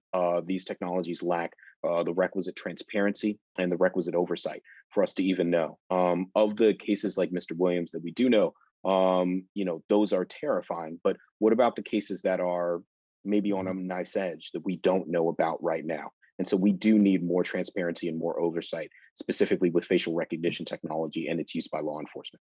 Yeah, thank you. I'm going to yield to our ranking member, but I mean, I'm concerned in a general sense that just the overall surveillance state and individual Americans, just fundamental liberty, fundamental rights. But when you add on top of that, the fact that it's wrong so often, to me, this is why if we can't come together in a bipartisan fashion, as I know we've been trying now for a couple of years, if we can't do that and figure out a way to put restrictions on this, limit this, particularly when you have all these agencies using the technology, they don't even know which technology they're using and whether it's private or what have you. I mean, there's just a host of problems here. So I appreciate Chairman Lee having this hearing, and I'm going to yield the remaining 2 minutes to our ranking member, Mr. Biggs. I thank the gentleman for yielding. And my question this time is to you, Ms. Frederick. Peachtree Corners, Georgia used AI-driven smart cameras to monitor social distancing and use of masks during COVID-19. With current technology, what prevents federal agencies or state and local government from using facial recognition, not just to use it for identification, but to track movement and behavior of law-abiding citizens? I fear that's what's coming down the pike. And, right now there are specific transparency measures and, lukewarm, I would say, strictures on some of these uses. Ms. Goodwin talked very well about the PIA and SORNs and GAO's recommendations. Those are great start points, but at this point, there are no hard constraints on the expansion of a remit for these cameras. So the public safety remit, it's huge. It could encompass all sorts of things. And clearly certain municipalities are taking advantage of that to interpret public safety as they wish. So unless federal entities are required to really submit those efficacy reports, those transparency reports that don't yet exist in a very rigorous fashion, then I fear many official entities will be allowed to interpret the use of facial recognition, interpret the use of digital surveillance in any way they can. And I will say quickly, when I was at Facebook, the ethos of private companies and shipping these products, and this is the problem with private companies being used by federal entities, is you want to ship it. You deploy these technologies as fast as you can and solve problems in the rollout in later iterations. That ethos is in direct conflict. So Ms. Frederick, thank you for answering that. I need to ask one more question because it deals with it, and I want to talk to Professor Lauren real quickly. She had her hand raised with regard to the question on investigation versus arrest. And what has come to my mind is this notion of tainted photo lineups, tainted identification being used in investigation as predicate for making an arrest. Did you want to elaborate on that, Professor Lauren? Thank you so much for the opportunity, Mr. Ranking Member. I will say just a bit more, and that's to say that I do think that it's possible in theory to think about a distinction in the use of the technology as an investigative tool versus forming the basis for an arrest, or put differently, a facial recognition match by itself forming probable cause, right, to arrest. But I think that from a regulatory standpoint, one needs to take great care in thinking about what strictures need to be put in place to create a meaningful distinction between those two things, right? So, for example, there are a number of agencies that currently say facial recognition itself cannot be the basis for probable cause. But then there are very few, if any, sort of strictures around what further investigation is required to build an independent case, right? Are there, for example, blinding procedures so that individuals who are then doing a subsequent lineup don't know that facial recognition initially matched the individual? If not, right, that's not a particularly meaningful independent check. And the last thing I'll say is that I think there's an important sort of intersection here between facial recognition technology and what we already know about the fallibility of eyewitness identification, right, which in over 75% of known DNA exonerations, there were now known to be wrong eyewitness identifications that occurred. So that's an investigative tool that itself is already quite fragile, right? And when used as a corroborating piece of evidence with the fragile facial identification, that should give reason for concern as well. So thinking about what strictures need to be in place to create a meaningful check on the investigative use of facial recognition is an important regulatory move. And Madam Chair and Ranking Member Jordan, my time is long expired. Thank you. Thank you very much. It is an issue that warrants a lot of involvement, and we thank our members. And I'm delighted now to recognize Ms. Dimmons, a gentlelady from Florida, who has a fellow Floridian on the panel for 5 minutes. Ms. Dimmons? Let me say good morning to all of you. Thank you, Madam Chair, and thank you, Ranking Member, for this very important discussion. Thank you to all of the witnesses for being here, but it is good to have a fellow Floridian on the panel as well. So thank you very much.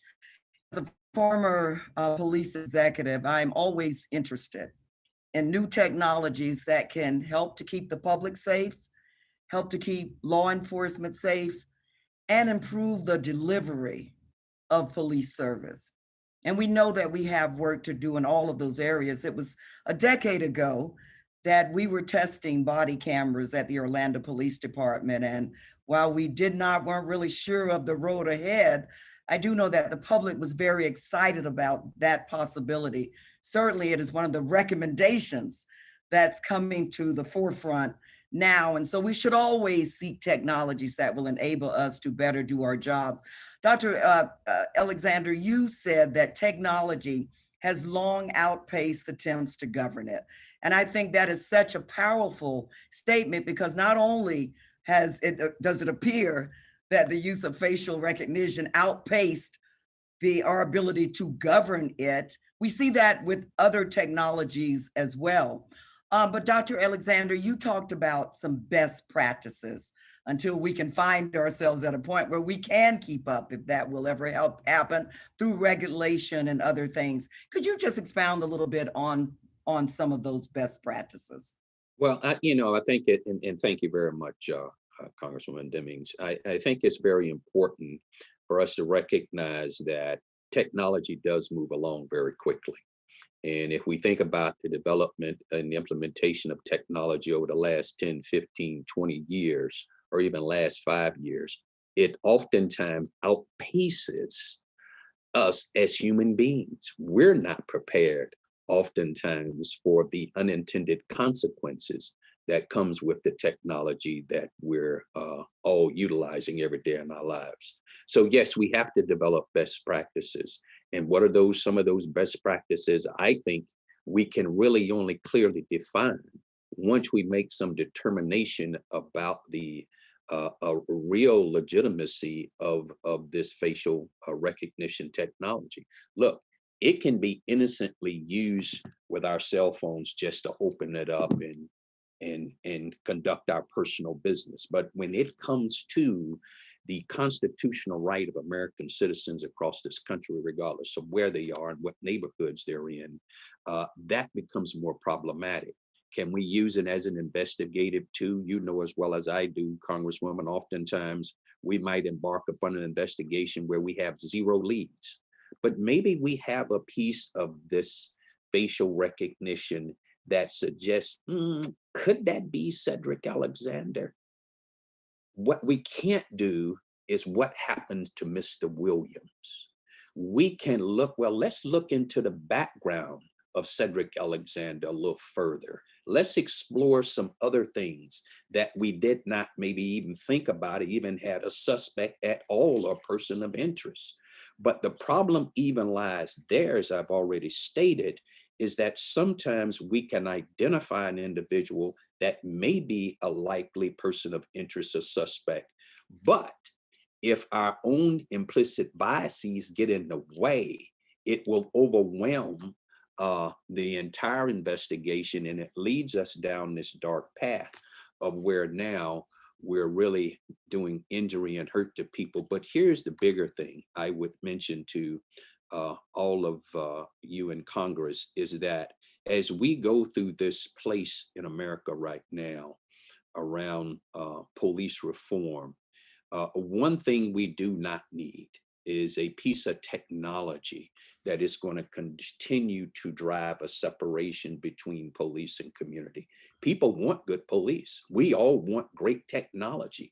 The idea around this technology really is it's great, it's well founded, but it has to become more accurate. It has to have the type of legitimacy, trust in this technology that is needed in order for the American people to feel like it's not going to infringe upon the rights and hurt people in any type of way. I sit on a National Innocence Project board, and I understand the importance of DNA technology and how it's used to free individuals, quite frankly, who should never have been incarcerated, like Mr. Williams.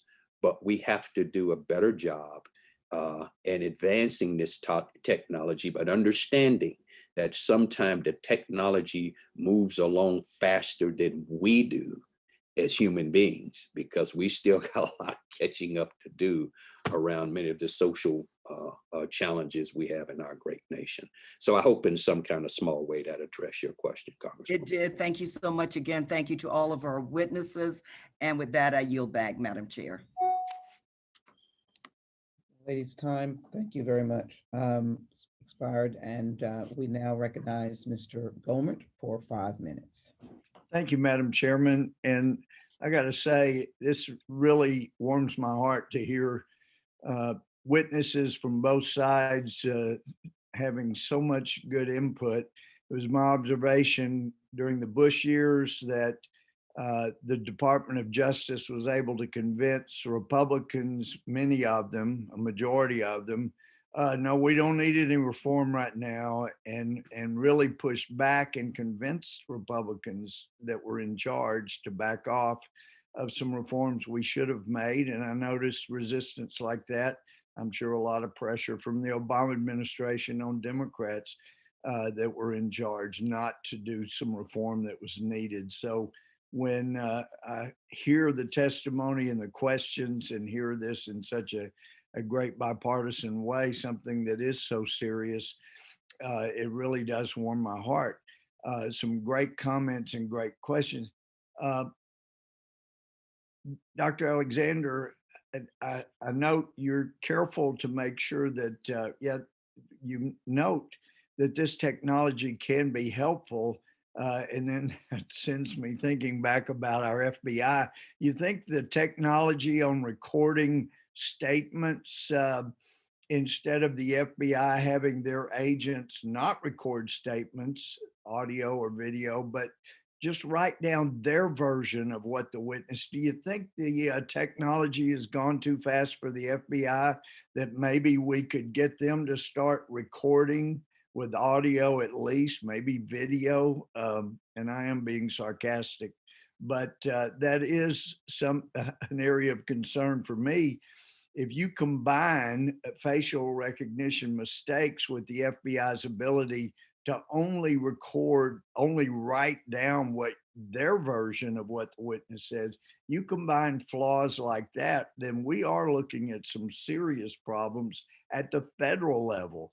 Local, I'm sure your law enforcement that over which you oversaw recorded statements, so that wouldn't be such a problem. But can you see regulations, Dr. Alexander, that would help us be able to confine facial recognition just to the investigative stage, so that and as a former judge, I know sometimes law enforcement will come in and they'll go, "Now, Judge, this is in the affidavit, but hey, we did also." Well, if you didn't swear to it, I don't want to hear it.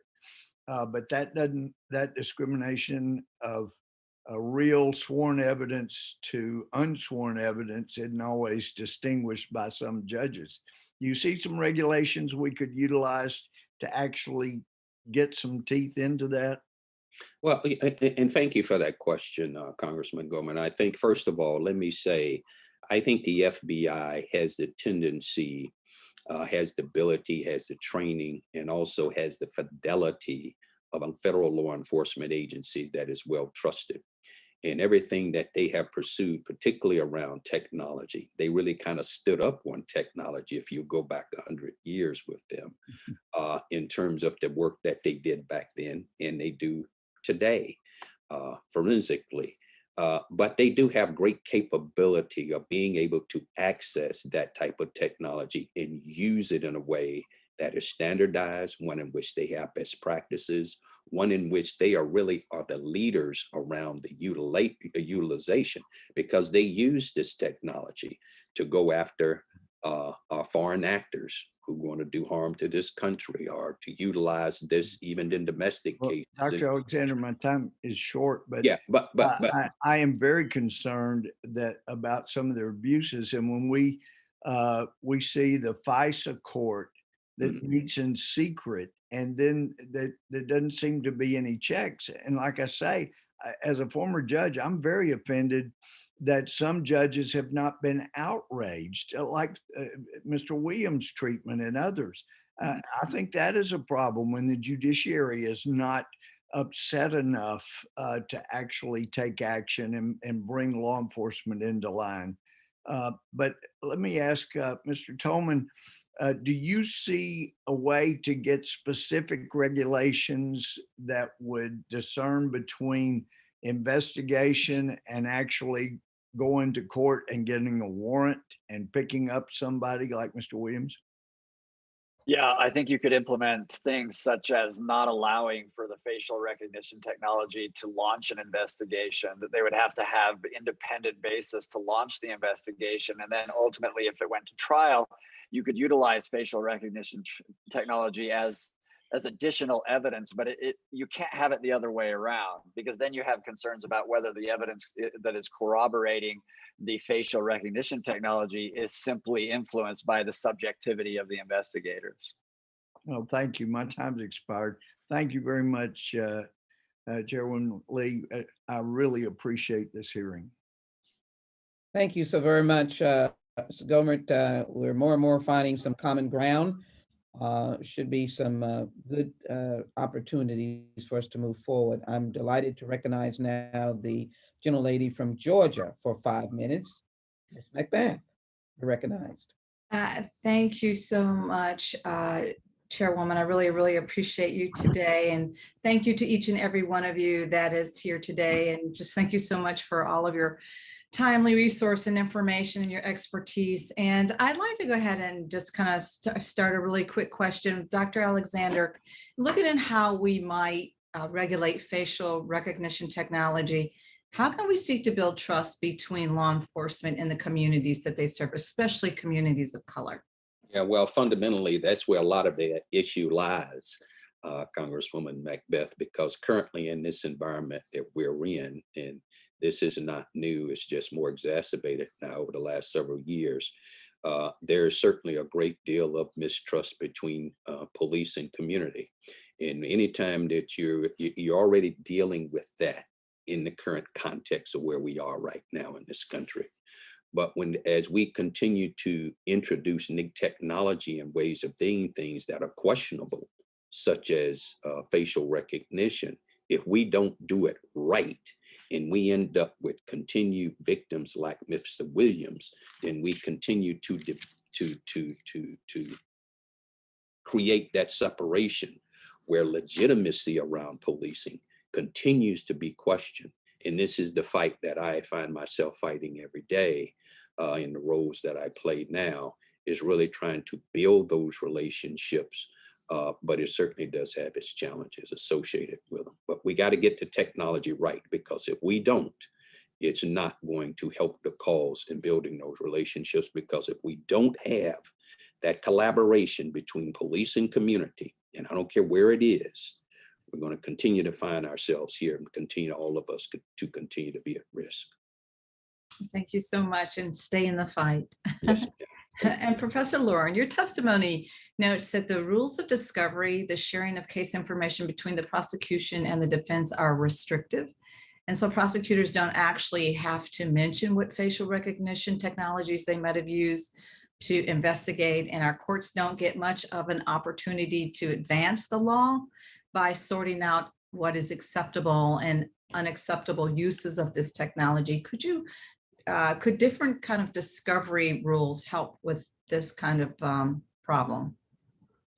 Thank you so much for the question, Congresswoman. I think the short answer is yes. And just at the risk of going a little bit into the weeds, one thing to understand about criminal discovery in the United States, just like criminal law generally in the United States, is that there's tremendous diversity of systems, because we have, at least 51 criminal justice systems in the United States, given the states and the federal government.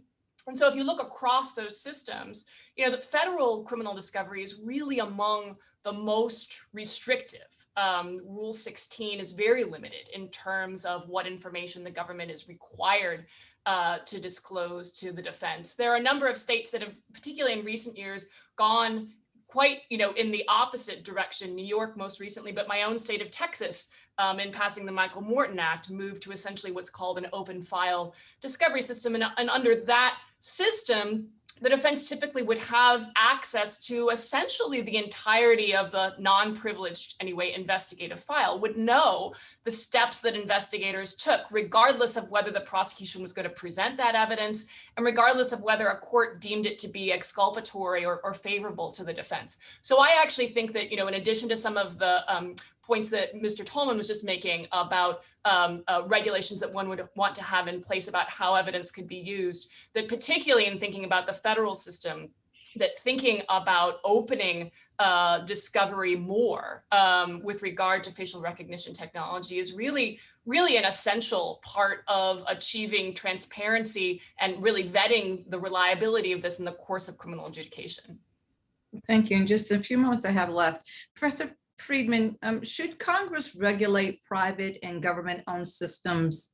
I guess I know that the GAO report shows, as others have noted today, that facial recognition systems owned by the government, as well as those owned by private companies and used by government actors, aren't always regulated. Does the ownership of these systems play a role in how they are used? Sure, thank you for the question. I think it's essential that there be regulation. In fact, I think you're hearing all of us say that it's essential that there be regulation.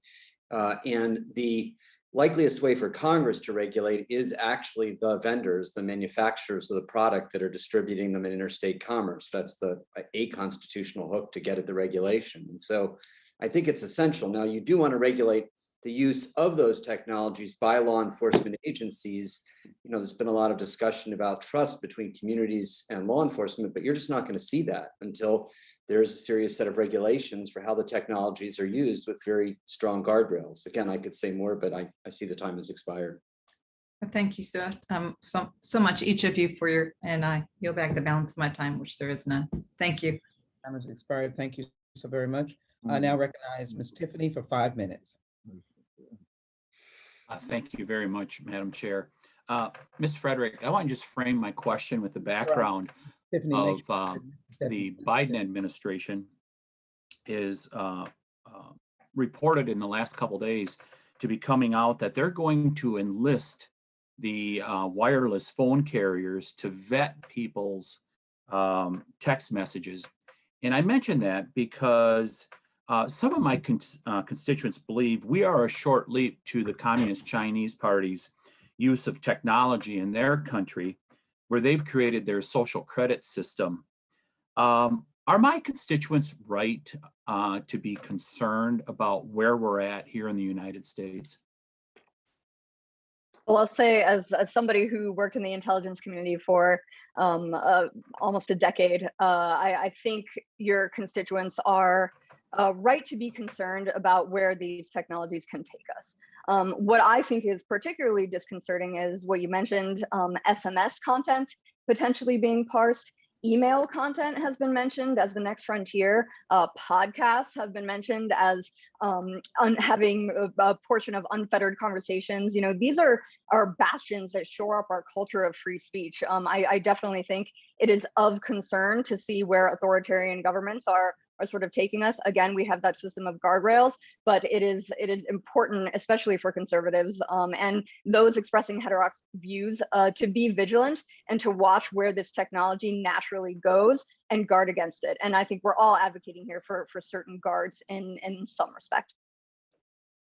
Dr. Alexander, you mentioned the state of Maine, in particular Portland, Maine, and we also heard from Mr. Lee, commented communities have not been involved. Isn't there a role for city councils, state governments, those governments that are at the state local level to get involved with this because they're responsible for their police forces in all instances, correct?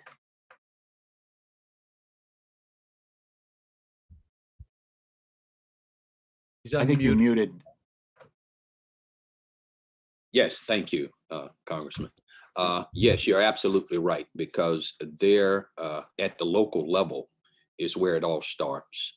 In local elected officials, mayors, city managers, county managers, whatever the case may happen to be, they certainly do need to have a voice in this, because what you want to always make sure of is that your police agencies are operating at the highest level of training and certifications.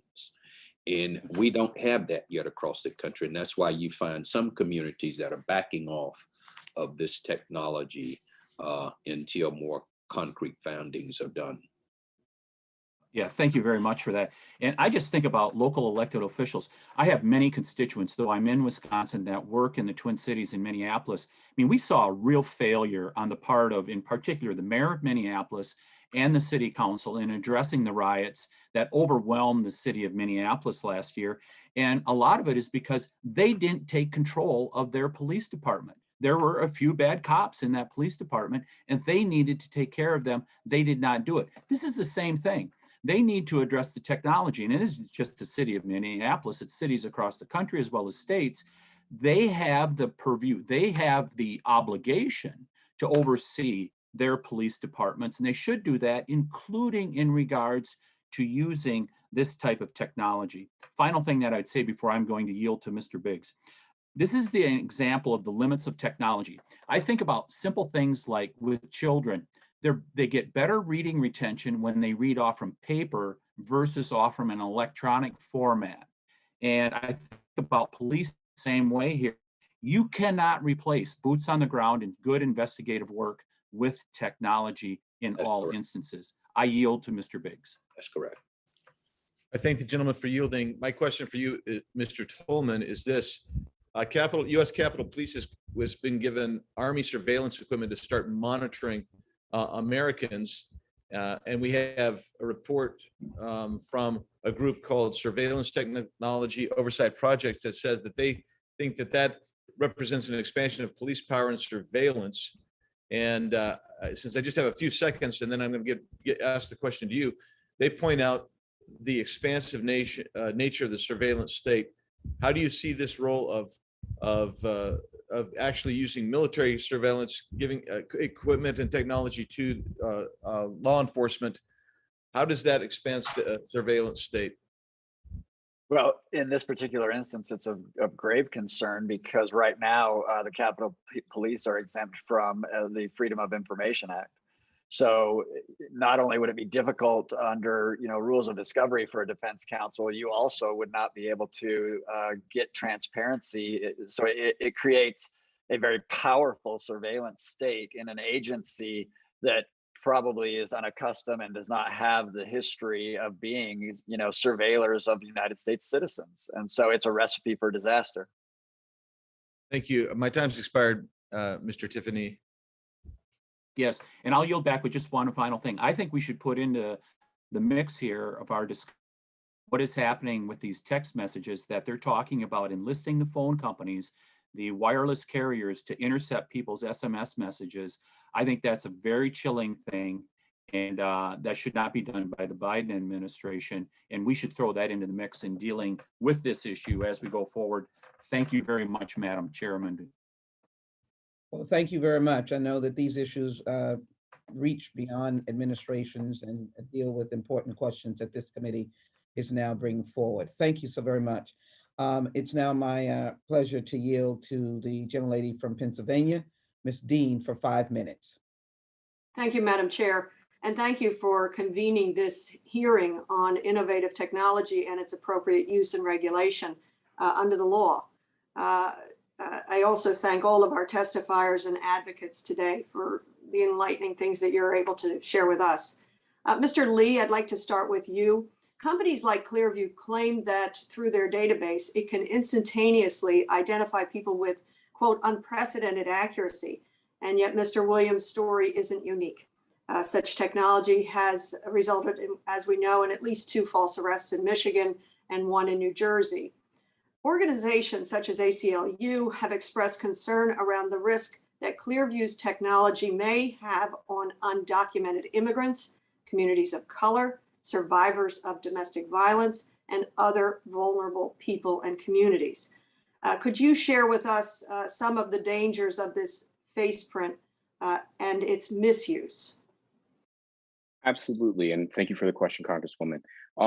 The issues, there are a number of civil rights and civil liberties concerns with private access to law enforcement investigations and also with law enforcement's ability to purchase private data. There is little to no transparency, as we said before. I think a fundamental issue that we need to talk about with respect to this hearing is that these technologies are not accurate. And I think we are having a conversation as if they are. But there are significant error rates across the spectrum, particularly for marginalized and multi-marginalized communities. And so with little oversight, with little guidance, with no community input and no meaningful ways to engage in checks and balances, any conversation around the use of facial recognition technology within the criminal legal process is something that the Leadership Conference and many advocacy organizations push back against wholeheartedly. We should be thinking about a way in which to envision law enforcement and community engagement with law enforcement that does not require surveillance, near constant surveillance, nor near constant over policing. And that is something that we need to push forward towards. Thank you so much for that. So transparency, recognition that this is not a foolproof technology, and the error rate. There's an awful lot more we need to learn. Mr. Williams, of course, we are all moved by your story. Your young daughters watched as you were arrested for a crime you did not commit. How did your arrest and detainment affect your children, affect your family, affect your community? Oh, thank you for the question. So it mainly affected my older daughter. My other daughter was only 2, so she didn't know what was going on, but she cried too. She just was crying because her sister was crying. But like I said earlier, I was trying to tell the story, but we got a short time. But we thought about taking her to see a psychiatrist because every time she see the story on TV, it makes her very emotional, and she starts crying, telling us to turn the TV off. And I'm like, I'm not going to jail every time you see it on TV, baby. It's just they reporting a story again. And I had wrote something down. Somebody else had asked a question, but the police actually did investigate it, and with all those eyeballs on the pictures, nobody said these two guys don't look alike. Right? I don't know how the human part goes into it, but Did you ever get any explanation for that? no, nobody told me anything. And then we basically had to well, I can't say force them, but we asked them over and over and over again for a proper explanation or a way to say it with some type of what, I don't know what the word for it is, but they didn't seem like they were sorry. Like they didn't want to be apologetic about it. They were like, it happens. We made a mistake. And I'm like, that doesn't do anything for me, because all I did was come home from work and got arrested. And then, I mean, it's other stuff like I didn't get dinner that night. They had already served food at the prison. So I got off work. I got to go sit in a cell with no food and no drinking water, and just it was terrible for somebody that I wasn't ready for it. I have to say, Mr. Williams, thank you for sharing that with us. I asked about your children, but we have to realize what impact it has had on you, Right. a long-term impact on you, to be picked up after work and arrested and detained so inhumanely and so incorrectly. So thank you, Madam Chair. I see my time has. I didn't mean to cut you off. I don't know if y'all can hear I got a small speech impediment right at this moment, but last year I also suffered some strokes, and they're looking into that to see what actually caused the strokes. And I have no idea at this point. I had one doctor say it could have been attributed to stress or whatnot, and I don't know if he has a way to prove it. I don't know. But I did have strokes last year after. God bless you. And please, I pray for your restored health. Thank you. I yield back.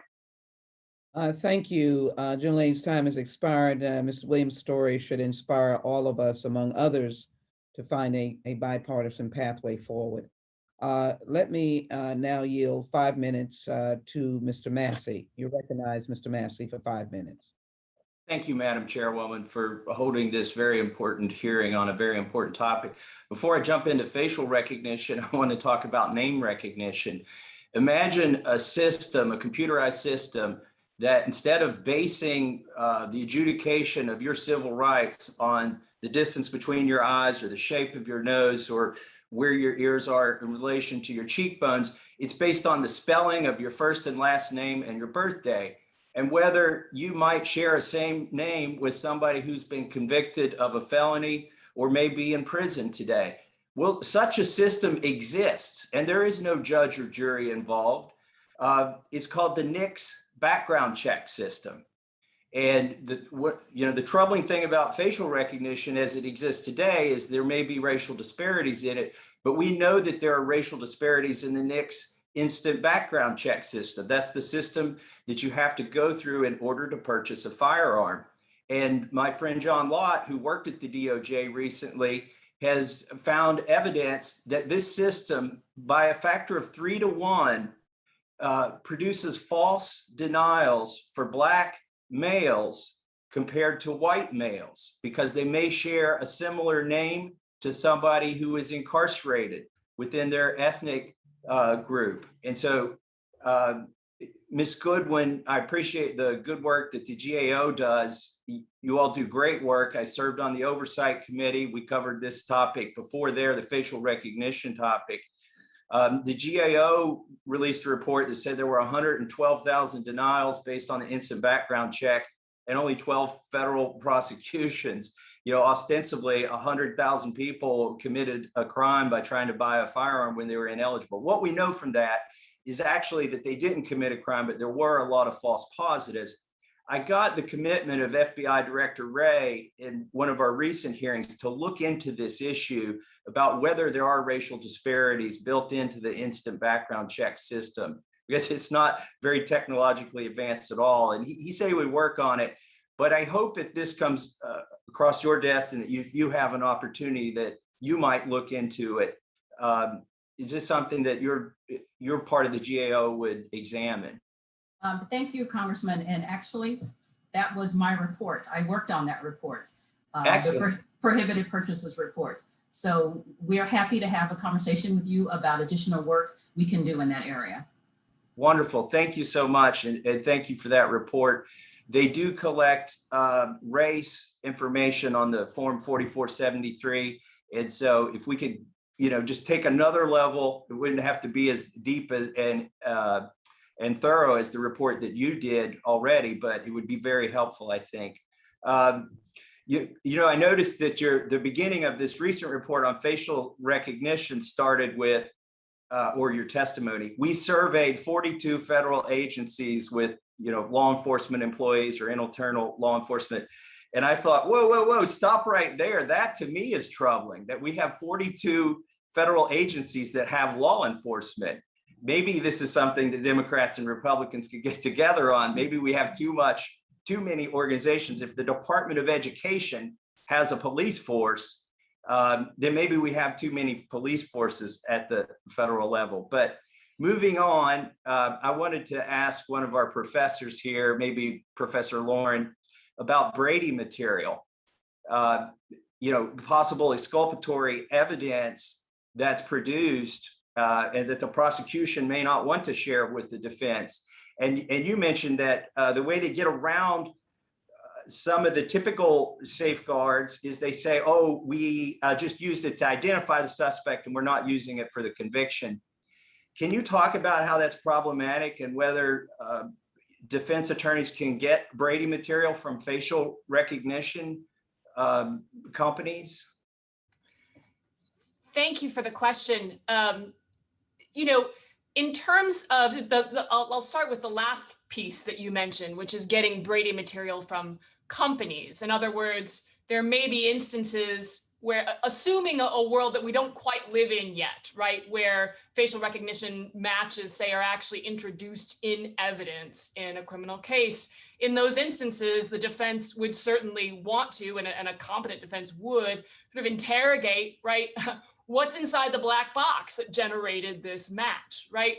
Well, one of the complicating features here is the proprietary nature of many of these technologies. And so we haven't seen this yet so much in the facial recognition context, but we have seen it actually in the context of DNA with certain more novel analyses of low copy DNA, et cetera, where the defense has been denied the ability to access the source codes, access what is claimed by companies to be proprietary information protected by trade secrets, and that intellectual property law has been invoked to quash defense subpoenas. So one of the many complicating features here, one of the many limits on the ability of the defense to vet this in a criminal context is this proprietary dynamic. Layered on top of that are a number of complications that derive from Brady doctrine and sort of disagreement over the scope of Brady and deciding when defendants are entitled to what we would call Brady material ex ante versus after the fact. I'm happy to pause there. I see my time has expired, and I just want to say, I hope Congress will weigh in on this instead of like the Brady doctrine, allowing the courts to write this for us, because it does seem to be a problem, not just within facial recognition or yet, but across all the domains. And I yield back. Thank you very much. I now recognize the gentleman who has dealt with some of these tech issues from a different perspective. Gentleman from Rhode Island, Mr. Cicilline. You're recognized for 5 minutes. Thank you, Madam Chair, for calling this very important hearing, and thank you to the witnesses for your really compelling testimony. I want to begin with you, Mr. Williams. I'm just wondering whether, first of all, thank you for being here. Sometimes we talk about these issues in terms of public policy, and it's good to be reminded this actually impacts people's lives in a very profound way. And your story is one example of that. And my question to you is, did it seem like the police had even bothered to conduct an actual investigation, or did they appear to be relying solely on what the computer told them in connection with your arrest?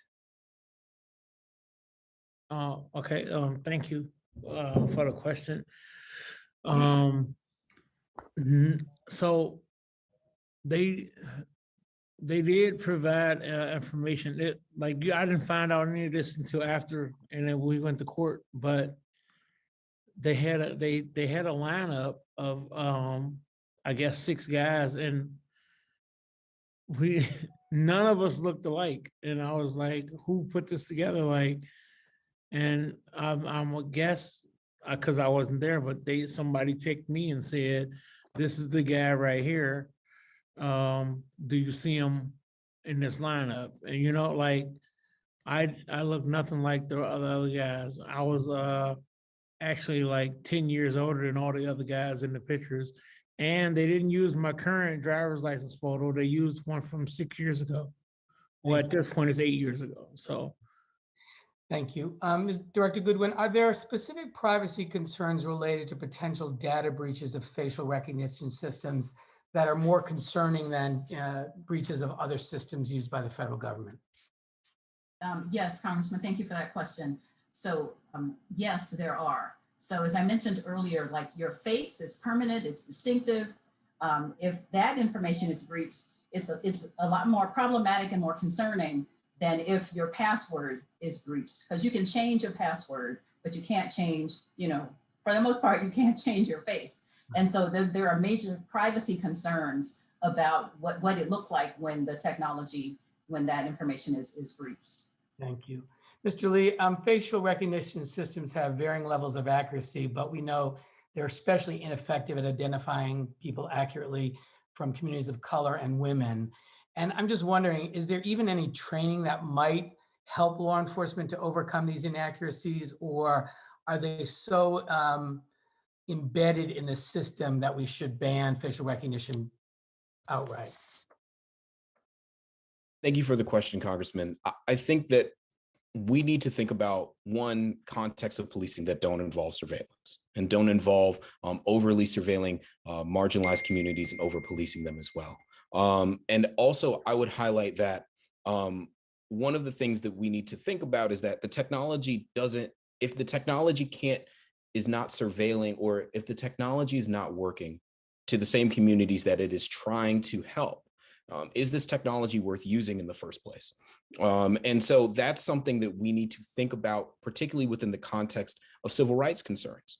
Because again, Mr. Williams was wrongfully arrested, wrongfully detained for a crime that he did not commit based off of a lineup and setup and use of facial recognition technology that was not authorized by the local government, was not known by Mr. Williams himself, was not understood under any circumstances by the people using it, and had varying levels of accuracy across the board that were not given to Mr. Williams at the time or to the law enforcement or no. I just interrupt you because I want to get to one more question. That, Professor Lauren, building on what Mr. Massey was asking about, what Mr. Lee just mentioned, we could simply require prosecutors to inform a defendant that facial recognition technology was used to identify them in any part of the process. That's one reform we could do.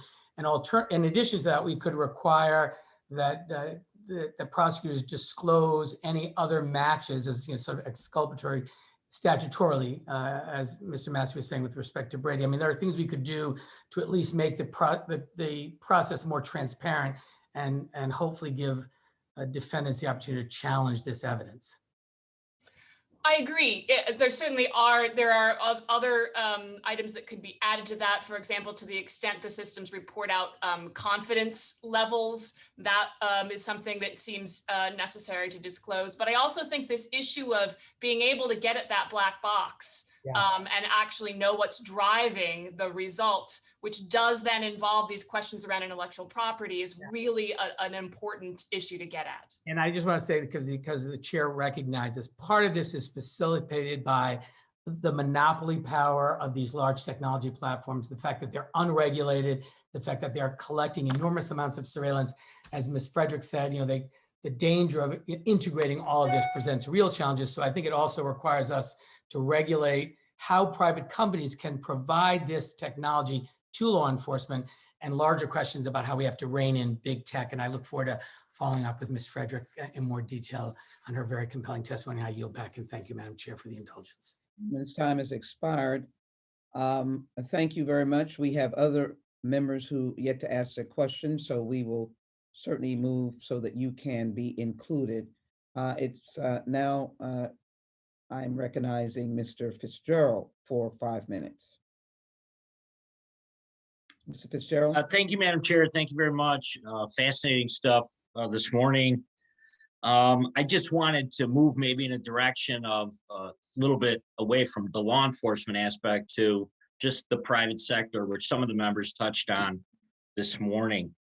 As we see iPhones that use face recognition, anytime you're going through the airport now, you see the Clear system, which is allowing access for individuals to in airports on a regular basis. And then some employers now that we're reading are using this in relationship to their employees and kind of under the auspices of security. So there's a lot of different things happening in the private sector. The question I had for Ms. Frederick and Mr. Tolman, can you address some of the constitutional and privacy concerns of private sector use, particularly related to the difference between using facial recognition technology for verification purposes rather than just flat out identification?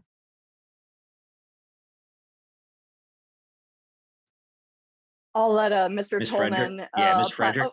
Okay, so I'll start here. And I think generally from a wavetop level, it's that outsourcing of surveillance that portends, I think, more potential concrete violations of the Fourth Amendment. I'm not a lawyer, I don't profess to be, but when I see the surveillance state basically outsourcing this job to private companies that don't fall under the remit of the United States Constitution, that's what starts to worry me as a citizen.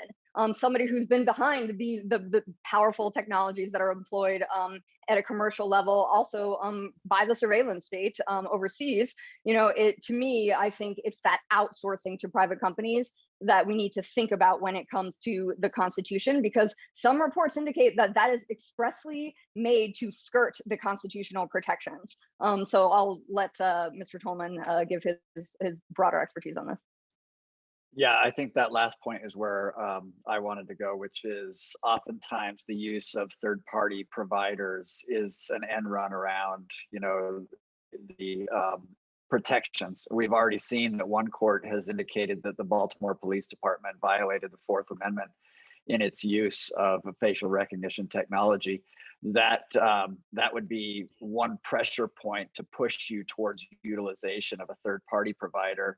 One in which you have somewhat lower standard when utilizing the evidence from them.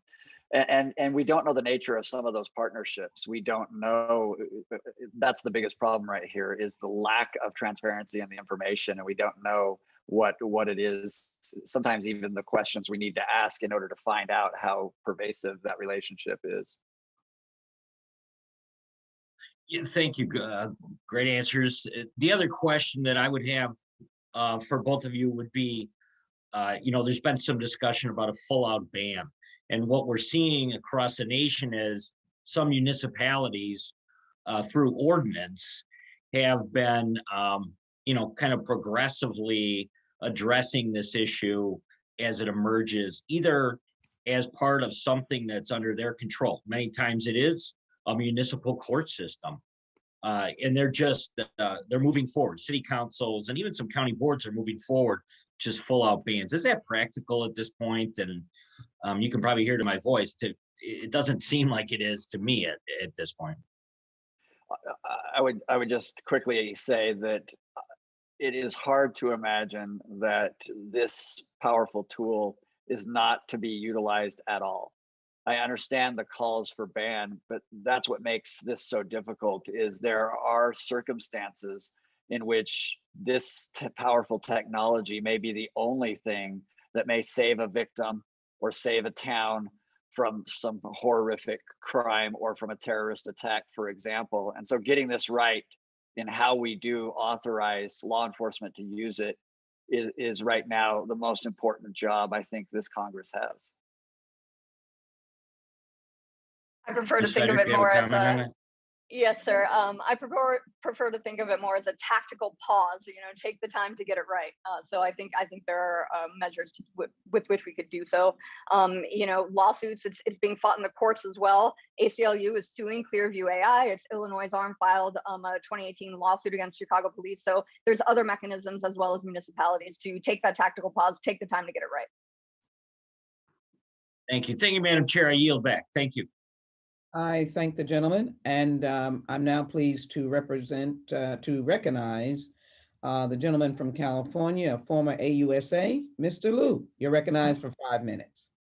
Thank you, Chairwoman Sheila Jackson Lee. I'm super excited that you called this hearing. My office and I have been working on facial recognition for over 2 years. The reason it's taken so long is, as the chairwoman has aptly stated, it is a can of worms. When you look at this issue, it can get very complicated. We have worked on legislation that is essentially complete now. It basically requires a warrant for most cases of the use of facial recognition technology. It sets auditing and bias testing standards. It requires reporting. It prohibits facial recognition technology for most First Amendment protected activity, and a number of other provisions. We're going to circulate that legislation to the members of this committee, both Democrats and Republicans, for your review and comment and co-authorship. So thank you, Chairwoman Lee, for this hearing. My first question goes to Professor Lauren. As we already know from this hearing, facial recognition technology implicates the First, Fourth, and Fifth Amendments. I want to talk about the Equal Protection Clause. Because there is this disparity in accuracy in terms of the color of your skin, would it also be an equal protection violation if we had government agencies deploy this knowing that similarly situated people are being treated differently in terms of surveillance? So thank you very much for the question.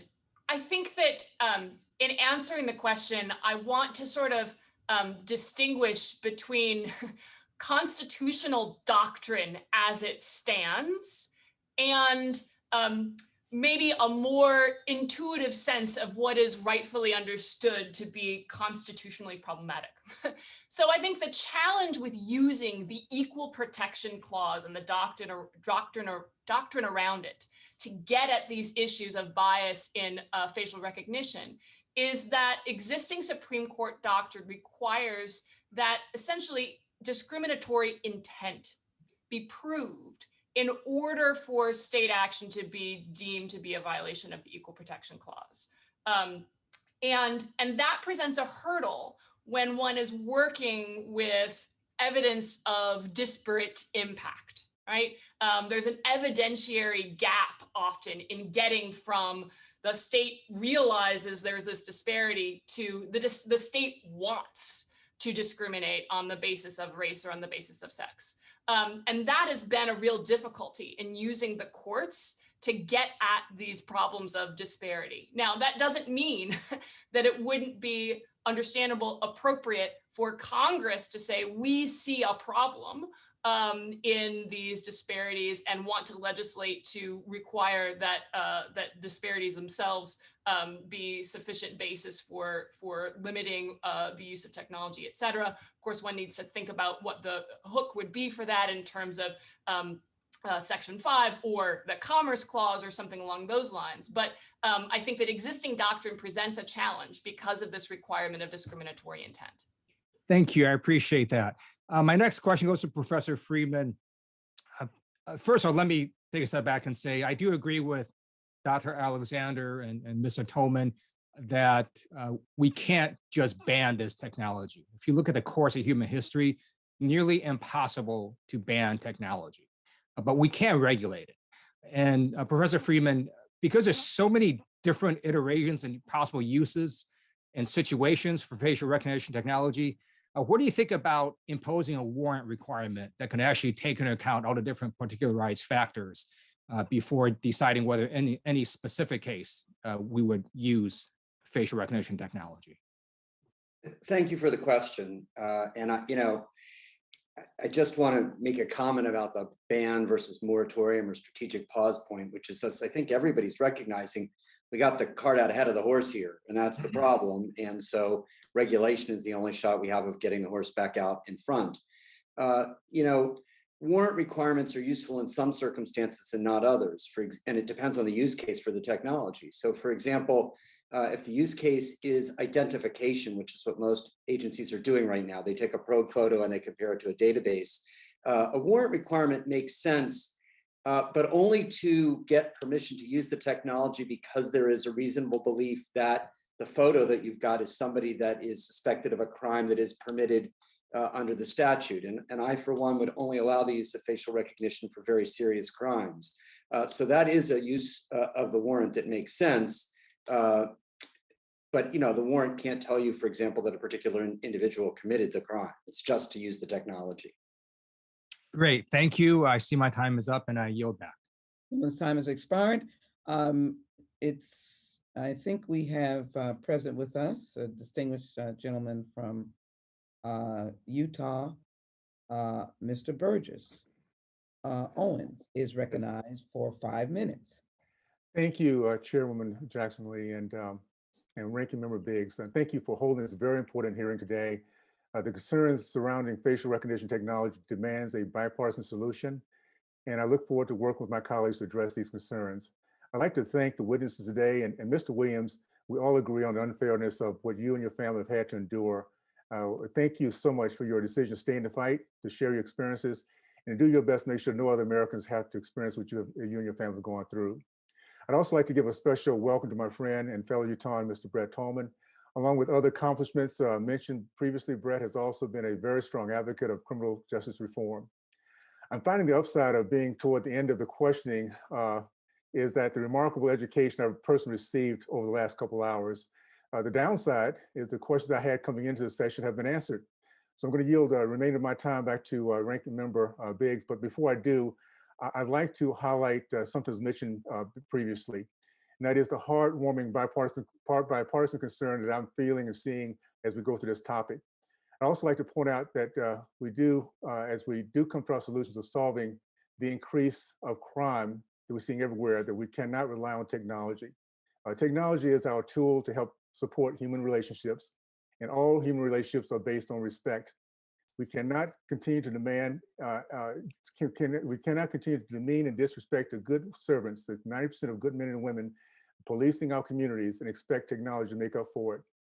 I'm convinced that this committee will find the solutions and address the concerns of facial recognition technology. Let's take the same passion to bring back the respect for our law enforcement officers, men and women, the same respect that I had when I experienced as a child.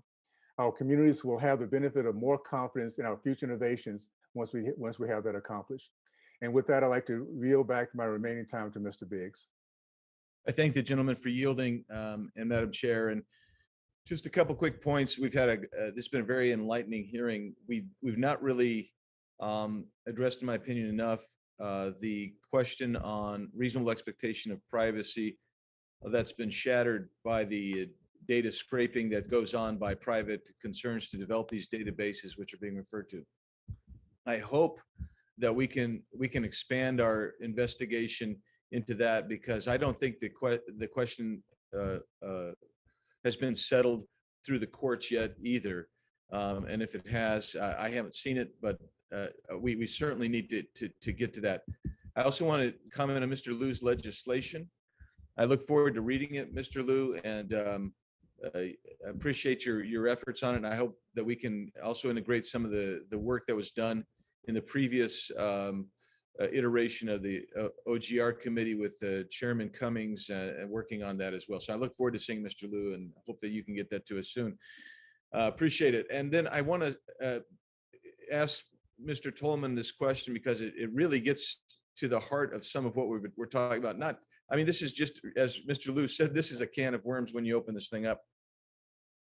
But when we start bringing together other technologies, we've discussed this SMS and email, and we've moved from just using this in mere identification, which is in and of itself a problem, to the potential to track movement. This notion of science fiction type pre-crime, stopping pre-crime. In just a very brief, what's your take on that in a very, very brief way that we're on a spectrum that's going to keep moving to trying to stop people from committing crimes before a crime is ever committed using this kind of technology and others combined? Yeah, I share the concern, and we have seen that when law enforcement is given additional technology, their first instinct is to utilize it because they have a sincere and genuine desire to work on behalf of our communities and the victims of crime. However, they're often the last one to actually ask the questions, should we utilize this technology? And that has to be the reasoned discussion of members of the legislature that identifies this. We are already seeing that speech and social distancing under COVID and areas where we have not ever been are now areas where we are focusing law enforcement technology and action. And because of that, we're on a slippery slope, and I would share your concern. Thanks, Mr. Tolman. I hate to cut you off, but I want to finish from our side where we started with the chair, and that's the testimony of Mr. Williams. So I'm looking here to find it. So yeah, Mr. Williams, in your testimony, your written testimony, you said, quote, "I don't want anyone to walk away thinking that if only the technology was made more accurate, its problems would be solved," close quote. Well, I think the issues we've discussed today are not just issues with accuracy of the technology. I think we're talking about a total invasion of privacy, which is absolutely unacceptable, which at some point is going to give too much power to the state. And we've actually seen it already. And in your case, Mr. Williams, and others that we've discussed today. So I'm looking forward to working with the chair and also Mr. Liu and others on this committee who have a sincere interest in resolving this issue. Thank you, and I yield back. Thank you, Mr. Biggs. You're absolutely right. We have a sincere interest in resolving this issue, and there are layers of issues that I think that we can respond to as a committee in a bipartisan manner. Speaking of bipartisanship, I'm delighted to yield to the gentleman from California, former sheriff, Mr. Correa, for 5 minutes. Thank you, Madam Chair, for holding this most important hearing. And I want to thank all our witnesses today for some very good testimony. And Mr. Williams, also say, hearing your story, being in a cell for 30 hours, not knowing why or what you were accused of is alarming, tragic at many levels. You know, as we think about society today, when you give your fingerprints, you give permission to have your fingerprints taken. When you go in for a live scan, you say, here are my prints, take the scan. When you give your DNA, you give it with permission, knowing that somebody is going to do a DNA scan on you. But when it comes to facial recognition, no consent is necessary. In fact, most people don't even know that their information, their facial information, is being collected by somebody, a private entity out there. Mr. Bertram Lee mentioned that 133 million Americans, let me repeat that, 133 million Americans have their facial recognition data in a database some way or another in this country. And I presume that most, if not all, gave that information or gave their facial information without any consent or even them knowing that that data was taken from them. So Professor Lauren and Professor Friedman, today I have a question for you. We discussed the Constitution, our rights, but in effect, are there any regulations, laws that govern to limit in any way possible a private entity's ability to collect facial recognition data? As a taxpayer, as a citizen, am I going to have to accept the fact that a private firm has my facial recognition data to sell or use as they wish? Question. Professor Lauren, if I may. Please go ahead. I just want to appreciate the question at a couple of levels because I think it's so critically important. It's very easy to fall into the language of constitutional rights here, and the constitutional rights are obviously critically important.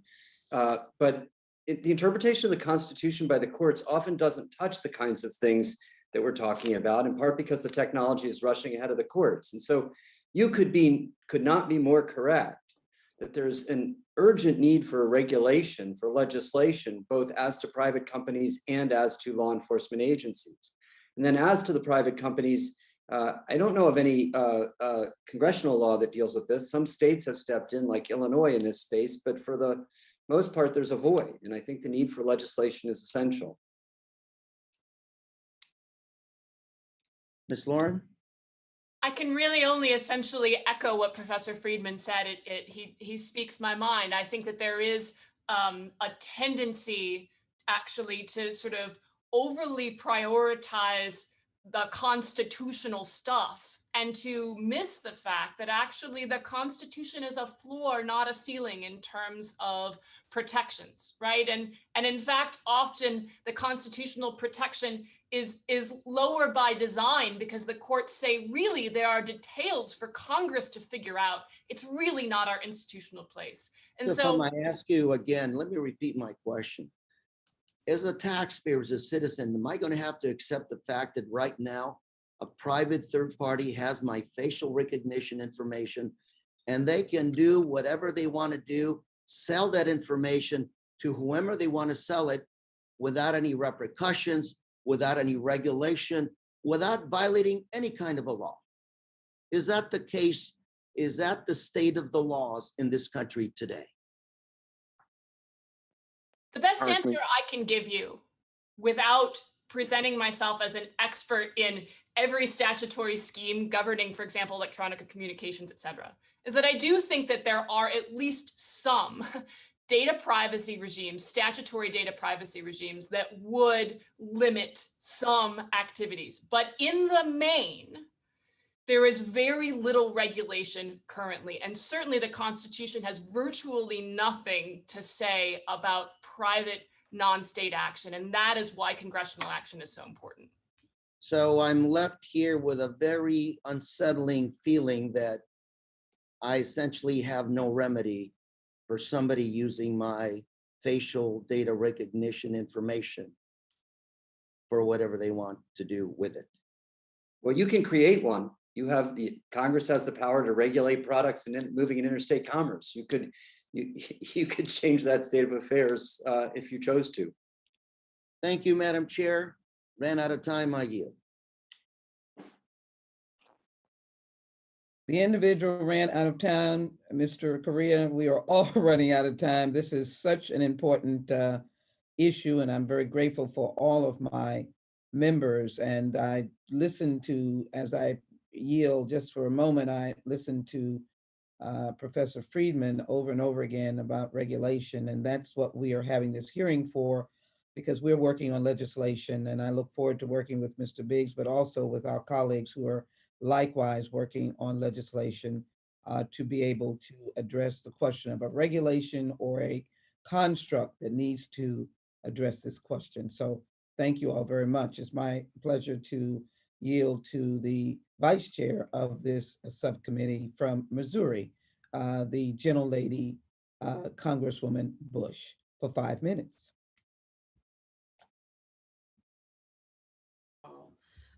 But thank you, Chairwoman, for convening this hearing.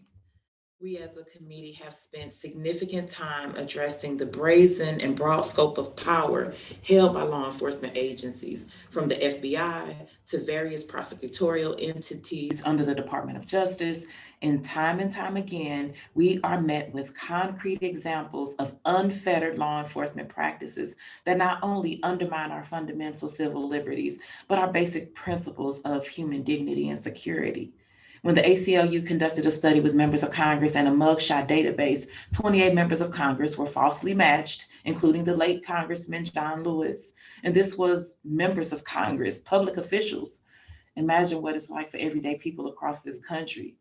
And what we do know of this technology is that the darker your skin tone, like mine, the more likely you will be falsely identified.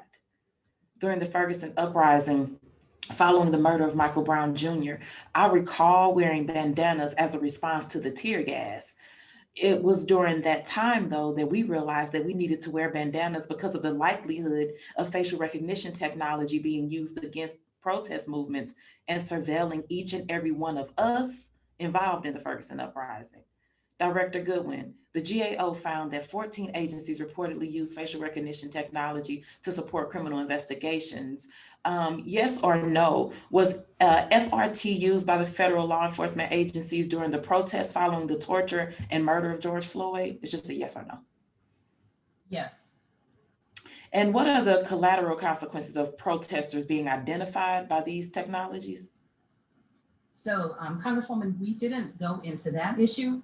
We raised the concerns about privacy and accuracy. So of course, with accuracy, the concern is that people would be misidentified by the technology, and that could have adverse consequences. The privacy issue is that their faces, a person's face could be out there and could be used, in a number of ways. So our focus was to look at the lay of the land for how law enforcement were using the technology. Thank you. In 2016, it was reported that police used facial recognition to surveil crowds during the Freddie Gray protests to find people with outstanding warrants. Mr. Lee, are there any protections for protesters' identities when they are in public spaces but engaging in First Amendment protected activity?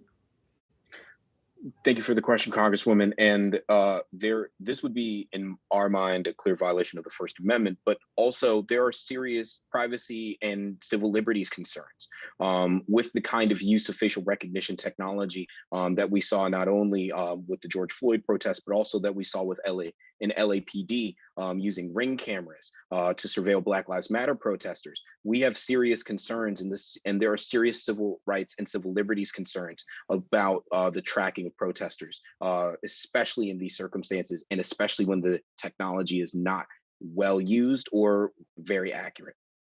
So, Mr. Lee, how does the use of the facial recognition technology used to identify protesters, how does that influence the public perception or opinion of law enforcement or even the high-tech policing?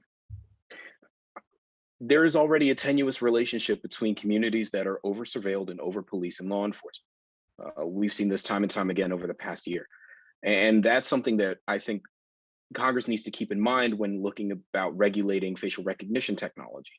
These are tools used by law enforcement to disproportionately target Black and Brown people across the nation. And we need to keep that in mind, and the civil rights and the civil liberties of those people in mind as we think about what the next steps are. That's why we, as a civil rights community, have asked for a ban or a moratorium and a tactical pause, to use the language of Ms. Frederick. We think that it chills protest, it chills speech, it misidentifies, and it does not work. Thank you so much, Mr. Lee. There are local solutions that are being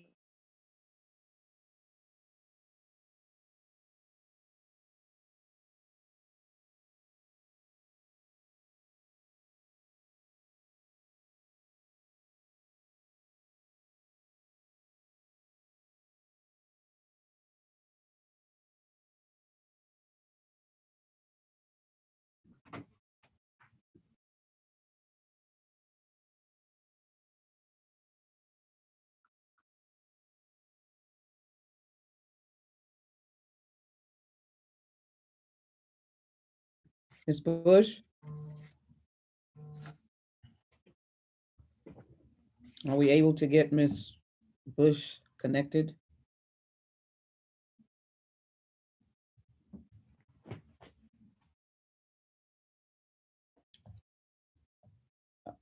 Let me, I think we may have lost Congresswoman Bush.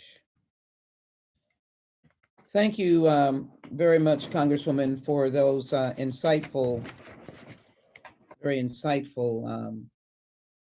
points that you've raised.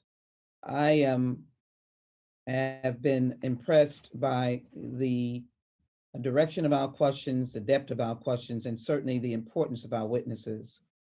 Mr. Biggs, I have questions that I'm going to utilize at this time. but I'm happy to yield to you. You have been certainly rewarded with time, but I'm happy to yield with you before I make my final inquiries that I hope will be important to the record of this hearing and proceedings. Mr. Biggs? Thank you, Madam Chair. And I know you'll be surprised to hear this, but even though I have many more questions and comments about this, I appreciate those that have participated. But I'm going to limit my comments right there. And again, thank the members, the witnesses, and yourself. Thank you, Madam Chair. I yield back. Thank you so very much.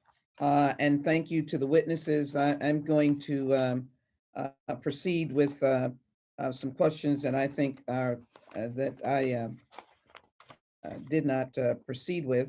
As I do so, I want to make sure that I thank all of the witnesses. Again, you'll probably hear me thank the witnesses more than once. I'd like to submit into the record, and then I will begin just some questions that I think are very important. I want to submit into the record the GAO report that I believe was entitled Facial Recognition Technology, Federal Law Enforcement Agencies Should Have Better Awareness of Systems Used by Employees. I think that is shocking, and I think that is also indicative of what I think Dr. Alexander made mention of in terms of the numbers of law enforcement and the utilization of this tool without training.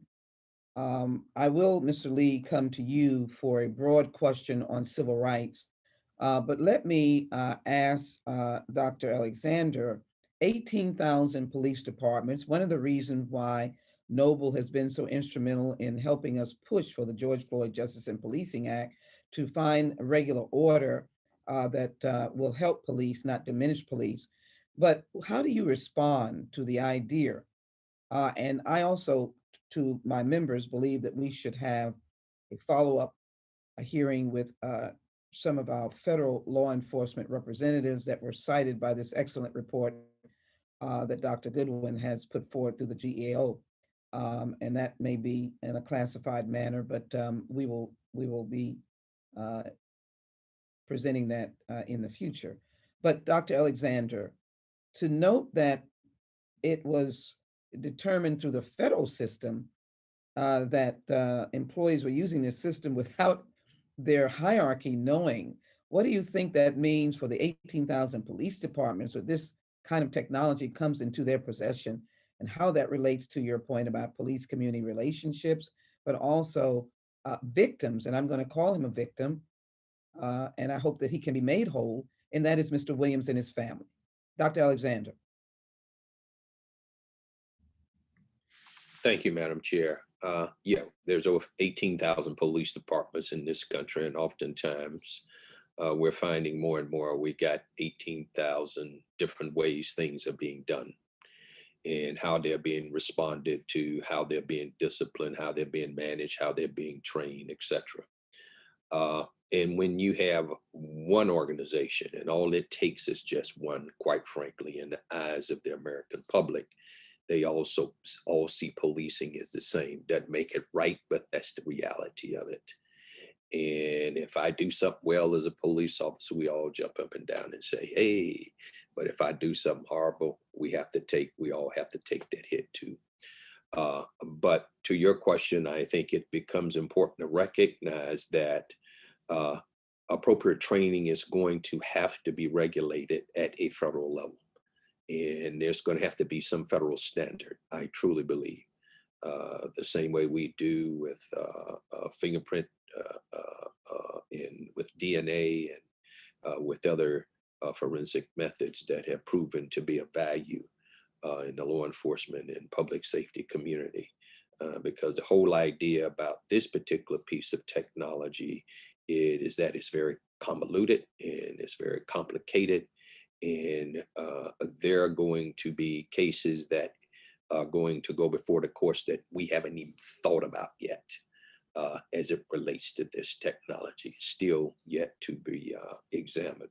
So I just think, Congresswoman, that due diligence will be given to these local agencies across this country.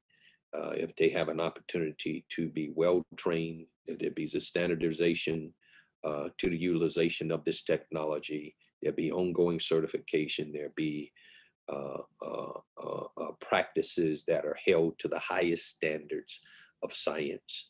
And in addition to that, I think it becomes important as well too that the public understands what facial recognition technology is, because we've talked about it a lot within the context of policing and within Congress, but a lot of people in our communities across this country don't understand exactly what it means. And when they do hear about the cases, they hear about the cases that are often associated with that of Mr. Williams. I would think minimally that, and you don't have to answer, I'm just going to make this as based upon your response, minimally that police departments need to be aware of when the technology is in their possession, and whether or not it's a detective with sloppy work, that is being used, and the individuals given the authority to use it are well-trained and, as you've indicated, certified. I'd like to just place that on the record because the title of the GAO report said that our federal agencies should have a better awareness of these systems being used by employees. That's actually shocking and amazing to me. And I think that can be parlayed out into the field with the other 18,000 police departments. But thank you for your answer. I indicated that my concern has been the unreasonable search and seizure. I'd like both Professor Lauren and as well, and I think this was raised by one of our members, but I'd like maybe a succinct answer from both of you. Professor Lauren, with your academic background, you focused on criminal procedure. I don't think that we're without tools. We have the ability in Judiciary Committee to look at the federal criminal procedure as we do civil procedure. But in any event, Mr. Tolman, as a former U.S. attorney, in cases where an investigation results in prosecution, should prosecutors be required to inform the defendant that facial recognition technology was used to identify them in any part of the process? Obviously, it is investigative, and should alternate positive matches be required to be produced as that investigation goes forward, and if it ultimately comes into court? And I know that one of our members mentioned the Brady defense, but how should we respond to that? Professor Lauren first, and then Mr. Tolman. Thank you, Chairwoman. My bottom line view is it's absolutely right, the observation that with respect to federal criminal procedure, there are some very direct interventions that that Congress can make. And while I think the scope of Rule 16, frankly, is always sort of a fraught discussion, I think there are important limited interventions that can be made in terms of requiring access to facial recognition, to the fact of the search, to alternative matches, to information on confidence levels. And again, as I said, I think to the extent possible, it's really essential that defense have access to the algorithms, to what's inside the black box, to be able to evaluate the reliability of the technology. And that could all be a matter of sort of statutory change without having to worry about the court sorting through the morass of whether Brady doctrine encompasses that. And I would simply add Mr. Tolman, thank you. Yes, Mr. Tolman. The professor is absolutely correct. I agree with everything she just articulated. I would add that unlike a lineup where a prosecutor is required to hand over alternative individuals that might have been placed in the lineup and the rationale for the lineup that was utilized, facial recognition technology requires the prosecutor and should require the prosecutor to turn over more if the intention is to give the defense counsel all that it needs to assess the reliability and the admissibility of such evidence. So we're in a new ball game with this technology, and it will require more to be given from a prosecutor to a defense attorney under the strictures of our constitutional protections. I think And I one would of just our, add one additional note, which is that it's essential that timing be addressed, because if defense counsel is only able to access this on the eve of trial, it does no good in terms of evaluating whether a guilty plea is an appropriate resolution, does no good in terms of preparing to challenge the admissibility of evidence. And so early discovery is important as well. early discovery and early knowledge. Is that my understanding? Thank you so very much. Let me quickly, Professor Friedman, I just want to just clarify, when you said regulation, in what framework are you speaking? So, I think what's important here is comprehensive regulation that does two general things. One is regulates the technology as best as we understand it right now. So we know that there are very serious problems with the technology and they need to be addressed. And then the other is there's a lot we need to learn. And so one of the things that Congress could do immediately is instruct some entity like NIST or NIST to actually test the technology under operational conditions, how law enforcement is using it, because there are very, very serious concerns about accuracy and bias, particularly racial bias. And we get numbers reported, but those numbers bear no reflection to how law enforcement's actually using the technology. And what little we know from NIST suggests that those error rates may be quite high, as others have indicated. So there's a list of things that I think we should, that Congress should have NIST study. And then I think there are a list of immediate safeguards we could put in place. For example, best practice protocols about what it means to have a human in the loop that verifies what the algorithm does.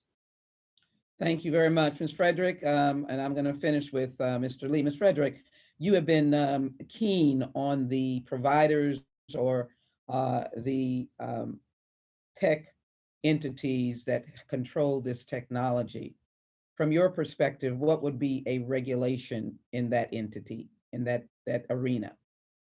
Well, ma'am, as you know, I work for the Heritage Foundation, and we are about limited government, and we do not really support regulation when it comes to, robust regulation when it comes to private entities. So my solution would be, we have to encourage the programmers within these companies, the leaders in this company, to institute those privacy by design mechanisms. So make sure in the design phase of creating an algorithm, you are imbuing it with privacy protections. And that's why I sort of hearken to that differential privacy. We have methods of encryption that are getting more and more powerful and much better, decentralized models of data storage, federated models of machine learning. So if we if you as Congress can sort of impress upon these companies that they need to build in these data privacy protections, I think that's a good start point, short of actual regulation on private companies. Well, in the spirit of my ranking member, this is a bipartisan hearing, and so we wanted to make sure we welcomed your thoughts as well, which will be very helpful to us. Let me have Mr. Williams, and then Mr. Lee, you have the last word. Mr. Williams, I think you have heard from all of us. We are appalled at what happened to you. We are stunned, but we know that there are good intentions. I will be introducing some articles that where this technology was used. We also heard from Dr. Alexander that there are good policing out there working to do positive things, but in your instance, you fell into a very bad trap. What do you want to leave us with as a victim, not a victim in your own self, but a victim of this technology that should not have happened? And again, I started out by apologizing to you and your family, and we'll be eagerly watching your lawsuit, I think possibly pursued by the ACLU, if I'm correct. But what do you want us to know as you end your testimony here? You're unmute. Yeah, I'm unmuted. Thank you. I first just want to say thank you for inviting me to come tell my story, and I hope that going forward we can figure out a way to I guess, like they said, to regulate because it's already being used. So we need to get it fixed so that it works more in a way that it works properly, I should say, because in the current state, it's wrong. Is they get it wrong even when they get it right. And I don't know if that makes sense. Like you don't really have a say so, and it's been said throughout the time that nobody's ever signed up to say, hey, use my picture from my ID in your mug book.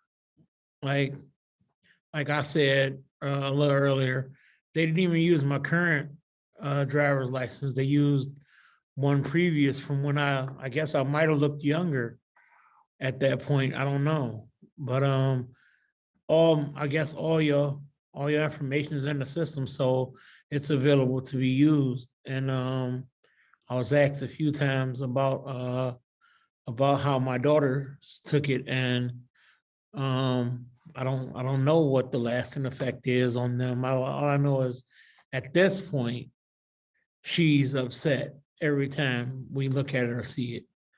So, I mean, I don't know. I hate to say I'm thankful that it was a felony larceny, but what if the crime was capital murder or something like that, and then they just came to my house and arrested me. I don't know if I would have got a bond to get out and be free to even talk to you at this point out, because the courts system is so, it's so backed up that they probably wouldn't even have got to me yet, and I'd still be locked up for something I didn't do. Right? Like I kind of cringe to think about it like that, because I did not get to say anything. I didn't have any rights read to me or anything. They showed up, asked me my name, and I asked for a warrant. They didn't just bring one. I kind of resisted arrest, but I was in my driveway and I'm like, what are y'all? I was like, what are y'all doing? And he was like, are you Robert Williams? He was like, all right, then come on, you under arrest. And I'm like, for what? And he like, I can't tell you. And I'm like, you can't even tell me what I'm under arrest for, but I'm under arrest. And they took me immediately down to the detention center, and I got fingerprinted and mugshotted right then and there. And I assumed that my fingerprints were clear and I'd be out. And that didn't mean anything. It didn't mean if my fingerprints went in, so what? Right? Now they have a mugshot to add to it. It was so backwards, if that makes sense, right? And I just feel like I'm just a regular, and I thought I knew the law, and I was wrong. So hopefully we get some change. Powerful, Mr. Williams. You're seeking, I would just simply say you're seeking justice, and you deserve it. Yes, You really do. Mr. Lee, you obviously represent a sort of a family of those who've been fighting these issues dealing with justice in the criminal justice system. And so having listened to Mr. Williams, and I know the position of a ban and or moratorium, but just if you would end us on the enormity of the problem if we were to have facial recognition used randomly in this massive hierarchy of 18,000 police departments without some intervention. It may be your form, it may not be, but what can happen to persons who wind up like Mr. Williams? I'm shocked that you can't get a reason why you're being arrested. I thought you were entitled to that, but they use facial recognition. The people that he was in the lineup with didn't look like him. It didn't look like him when they put the picture up to him. So how is that just a undermining of civil rights and civil liberties in this country, if used as it seemed to have been used with Mr. Williams?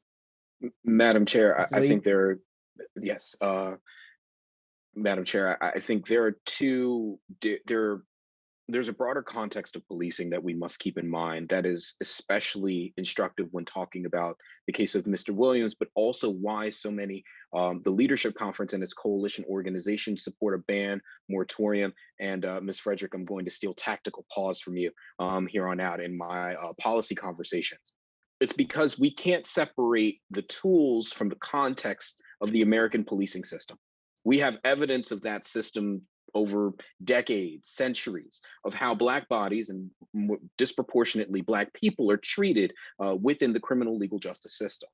We can't separate those tools. And then if you add the whole history of that criminal legal system to a tool that is known in the best of conditions to be biased against Black people and against women, and misclassifies or misidentifies members of the LGBTQ plus community, people with disabilities, right? So many members of the community that we need to protect because of their protected status and the history of harms that have been done onto their bodies throughout centuries. Then we need to have a really real conversation about whether this technology actually works the way that we think it does. And it doesn't. And that's been proven time and time again, whether the National Institute of Standards and Technology, whether the research by Joy Buolamwini and Timnit Gebru, right? Whether we're talking about the ACLU's use of the Amazon facial recognition technology to identify even members of Congress who are public figures. It's being used in communities that are already over-policed and over-surveilled. And it is the least likely to work for those exact same communities, and the community is not involved in the process. There is no public airing of widespread use. Congress has not been asked, or Congress has not legislated on these topics. And then there's even an opacity with which the tech is used that is compounded by the opacity of policing practices in general. And law enforcement agencies. We don't know still, even with the GAO report, how deep law enforcement is using facial recognition technology, nor the full extent of those technologies writ large. And community engagement is not a checkbox, it's a continuous conversation, and no one knows. There are secret hearings, there are classified briefings, but the public does not know the full extent of facial recognition technology and really broadly digital evidence capacity of law enforcement writ large. We will continue to consistently call for a moratorium or ban on these technologies, and we would be more than happy to work with this committee in Congress to imagine a solution and imagine a world of policing that puts the civil rights and civil liberties of marginalized communities first, not last, and not using these same communities as basically test cases when these technologies do not work.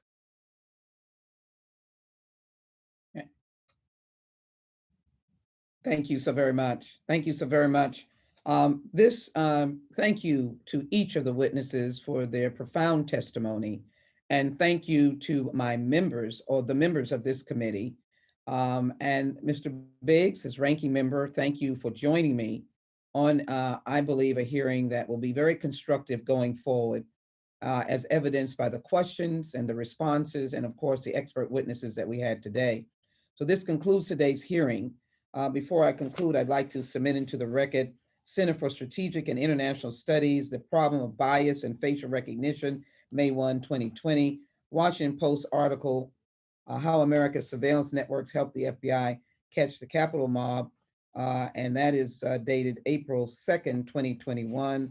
And then the Washington Post responding to the federal study confirms racial bias of many facial recognition systems cast doubt on their expanded use, December 19, 2021.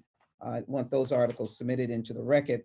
I thank again our distinguished witnesses for their attendance and participation. We thank all those who helped prepare this hearing. Without objection, all members will have 5 legislative days to submit additional written questions for the witness or additional materials for the record. Again, this hearing is adjourned. Thank you.